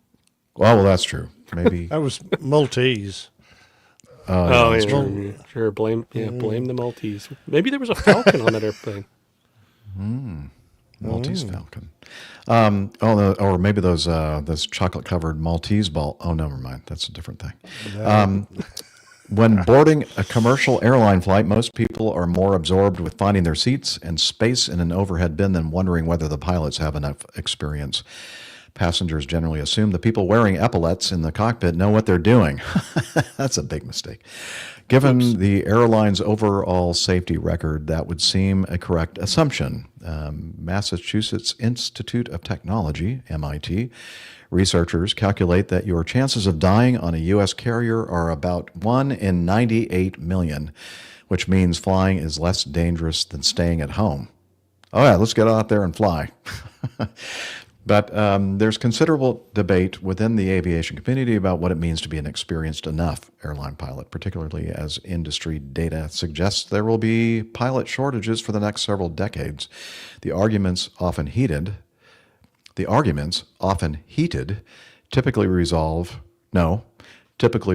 around how many flight hours pilots should have before. I should probably stop. It must be getting close to the end of the show. And I haven't even had anything to drink. Well, you ought to try it. Okay, I'll probably do better. Maybe that'll smooth you out. Take the edge off. I'm thinking that, yeah. Let's take number 3 here. Pause for liquor break. But there's considerable debate within the aviation community about what it means to be an experienced enough airline pilot, particularly as industry data suggests there will be pilot shortages for the next several decades. The arguments, often heated, typically revolve around how many flight hours pilots should have before they can take the controls of an airliner with tens or hundreds of souls on board. Okay, so it goes into some of the details here about minimum flight time to perform the duties of a first officer. It used to be 250 hours, and then they increased it to 1,500 hours in 2013 when Congress passed the new airline safety legislation in response to the 2009 crash of Colgan Air Flight 3407, which killed 49 passengers and crew as well as one person on the ground. Even experts aren't sure where the 1,500-hour figure came from, but the common understanding in the aviation community is that since it generally takes 2 to 3 years for pilots to accumulate that much time, that they would inevitably encounter all sorts of situations and seasons. Seasons, that's an interesting word. I would say scenarios. Anyway, so I think we get the gist of the article, kind of talking about, is 1,500 hours really making everybody safer or not? The problem is that it doesn't specify how you spend. Generally, you don't specify how you spend those 1,500 hours. So you get a bunch of these kids that are going through flight school, then they get a job as a CFI that they've been flying for a total of 200 hours themselves, and now they're teaching somebody else their bad habits, their stuff they haven't learned well, and then they spend the next 1,200 hours going in circles right next to the airport. Mm-hmm. So it's not the idea that, yeah, they're going to experience all the things. Well, if you never leave the vicinity of the friggin' airport, you're not going to experience a whole lot other than this is a downwind, this is a base, and this is a final.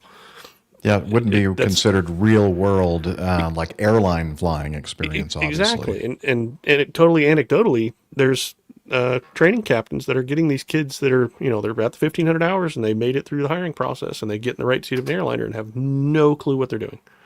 Mm-hmm. That's a good argument. Frustrating. I mean, it's an argument for sure. Captain Nick, I know that you're, as we said, in the world that is not held by this requirement. Yeah, and for exactly the same reasons, I agree with AJ. There are pilots out there who get their hours by doing actually quite difficult flying. Particularly in Europe, if you need hours, you used to getting a badly paid job flying a tired old, twin prop.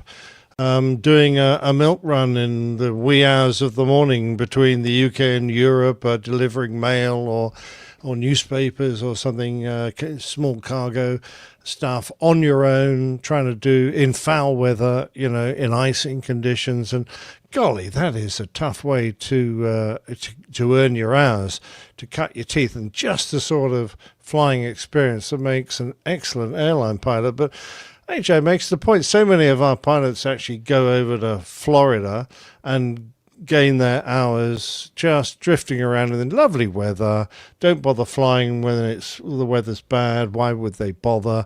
And they're just marking time. They're just getting through those hours until they can apply for a job. And I think that is totally the wrong way of doing this. I think both Europe and the States have found a way to get their pilots, but I think almost an amalgamation might be better. More hours, but much more structured flying. where you actually progress through additional training, and the European system involves lots of simulator work in airliner simulators as well as flying hours. It's much more aimed at the job you're going to be doing, so that you're pretty well armed when you go in the flight deck. I would like to see our pilots coming onto the flight deck better armed, because you chat to the sort of trainers that take these what nearly got me, take these young pilots who are qualified and have got a frozen ATP and they're all ready to come into your airline, for easy or some of these low cost carriers take a lot of these pilots, it takes quite a few flights, and they have to be right on the ball with them, because there's still some big hurdles for them to climb over before they're really fit first officers to fly with any old skipper. Having said that, I definitely do not agree with Colonel Munz, who he mentions at the end of this article, who said that every pilot needs to have experienced stark terror before they become a good airline pilot. And I'm going, I really don't agree with that. I think you can avoid that if you're a good pilot, and it doesn't qualify you for anything other than, yes, I've been very frightened. But we all know, if you are an experienced enough pilot, that there are periods in your growth where you will be prone to making mistakes, and it's partly because of overconfidence, and partly because you're not being tested anymore. You're not being subjected to any really difficult scenarios. But if you recognize that there are periods in your flying career where you will be vulnerable to making mistakes, they're well documented, then you can go into your career knowing that, actually, no, I'm at a point now where I need to be more careful, not less careful, because I'm vulnerable. It reminds me of one of my favorite quotes. It's from Frank Borman, the Apollo astronaut. He said, "A superior pilot uses his superior judgment to avoid situations which require the use of his superior skill." Yeah, exactly right. So if you're a savvy bloke or lady who knows a lot about the industry, and this is stuff you can pick up just by being part of it, then you're going to recognize those situations well before you need to exercise good flying skills. Something that you don't necessarily get when you're just flying your Cessna 150 around Florida. Well, Neil Landwarm Neil Landwarn in our live audience said, should hours be weighted? So circuit hours are only worth 0.3, whereas delivering sheep in the Outer Hebrides would give you 2. What does veterinary medicine have to do with this? I don't know, but I think he's doing that for Deanna's benefit, right? Oh, very good. Delivering sheep. Yeah, I love it.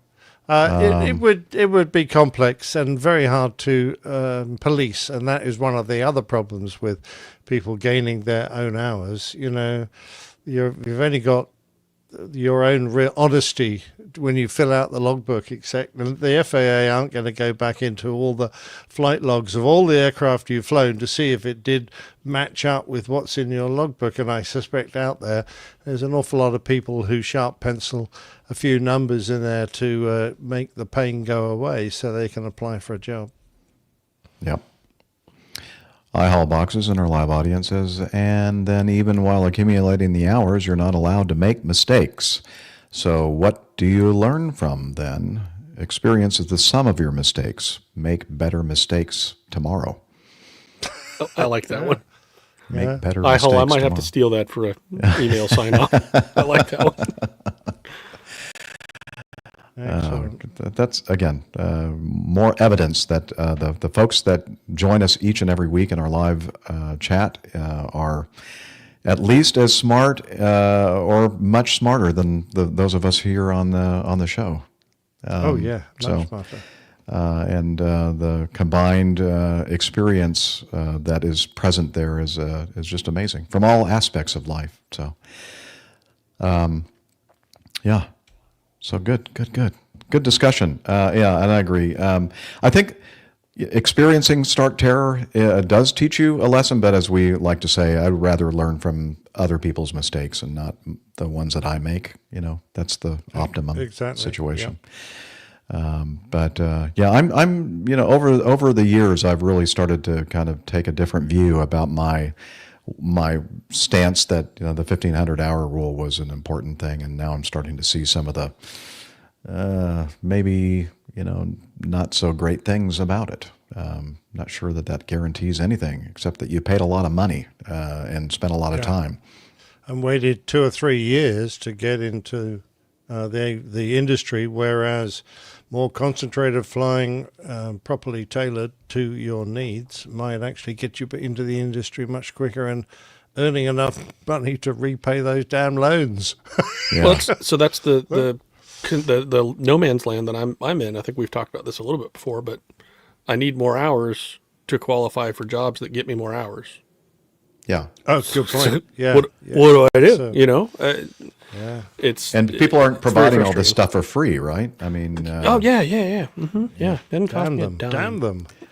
Yeah. Now, Captain Nick, that we were very fortunate that most, if not all, of our flight training we didn't pay a thing for it. In fact, they were paying us. The Queen paid for mine. Very kind of her. I don't think the Queen paid for mine directly, but if you go back far enough.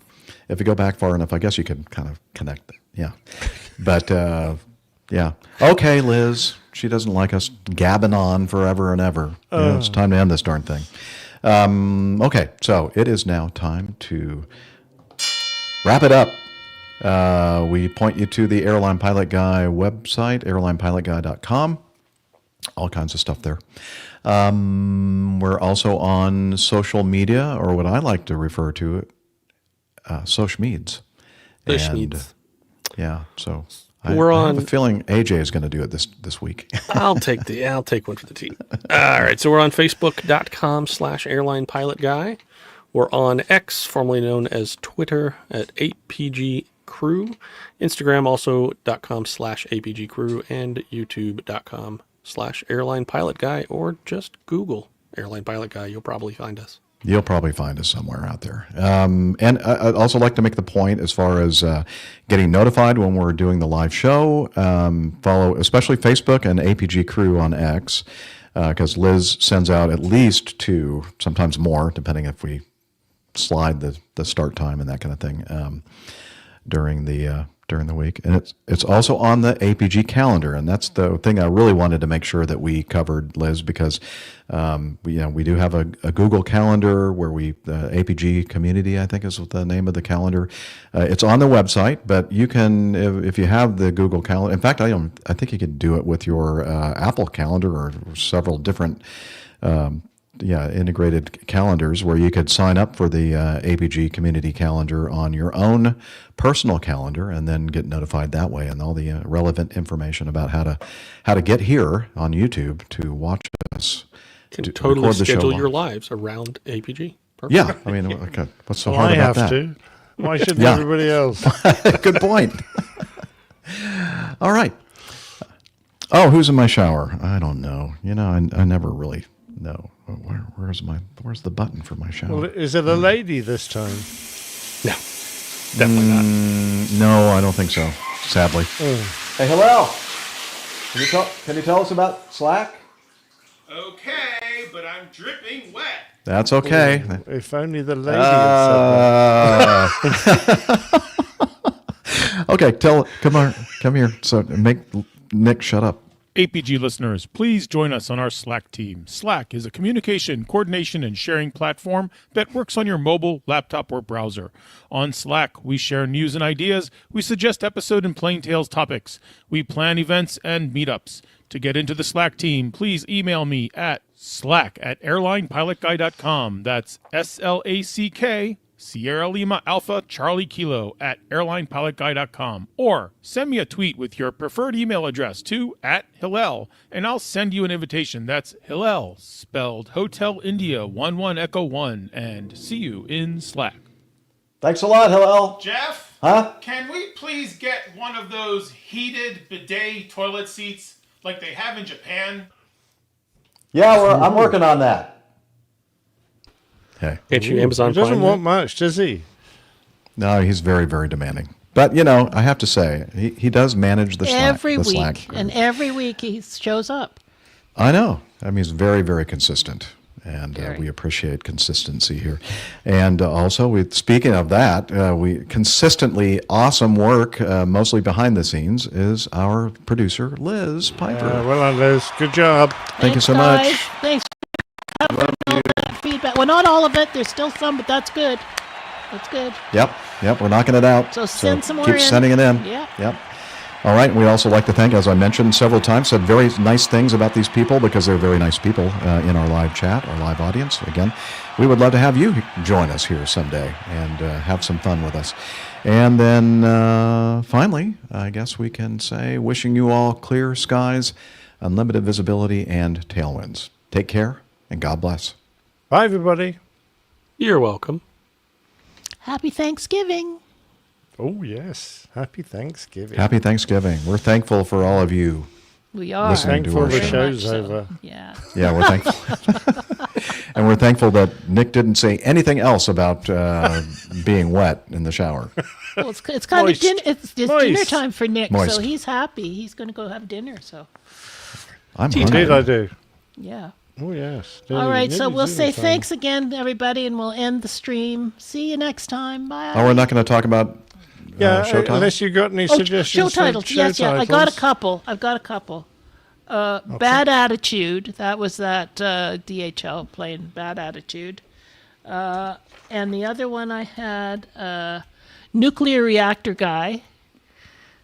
Yes. And then Stark Terror. Stark Terror. Do that with that what you may. I didn't see anything in the chat room. Well, Craig Messerman suggests bye-bye. Oh, wait, no, he just said bye. And so, Tanya, cheers all. Cheers all. Yeah. I like that one, yeah. Cheers. Yeah, I'm glad you made it, Kay, to the live That show. was fantastic. And thanks for your contributions, by the way. Really appreciate that. Nick, do you have something you can work with there, do you think?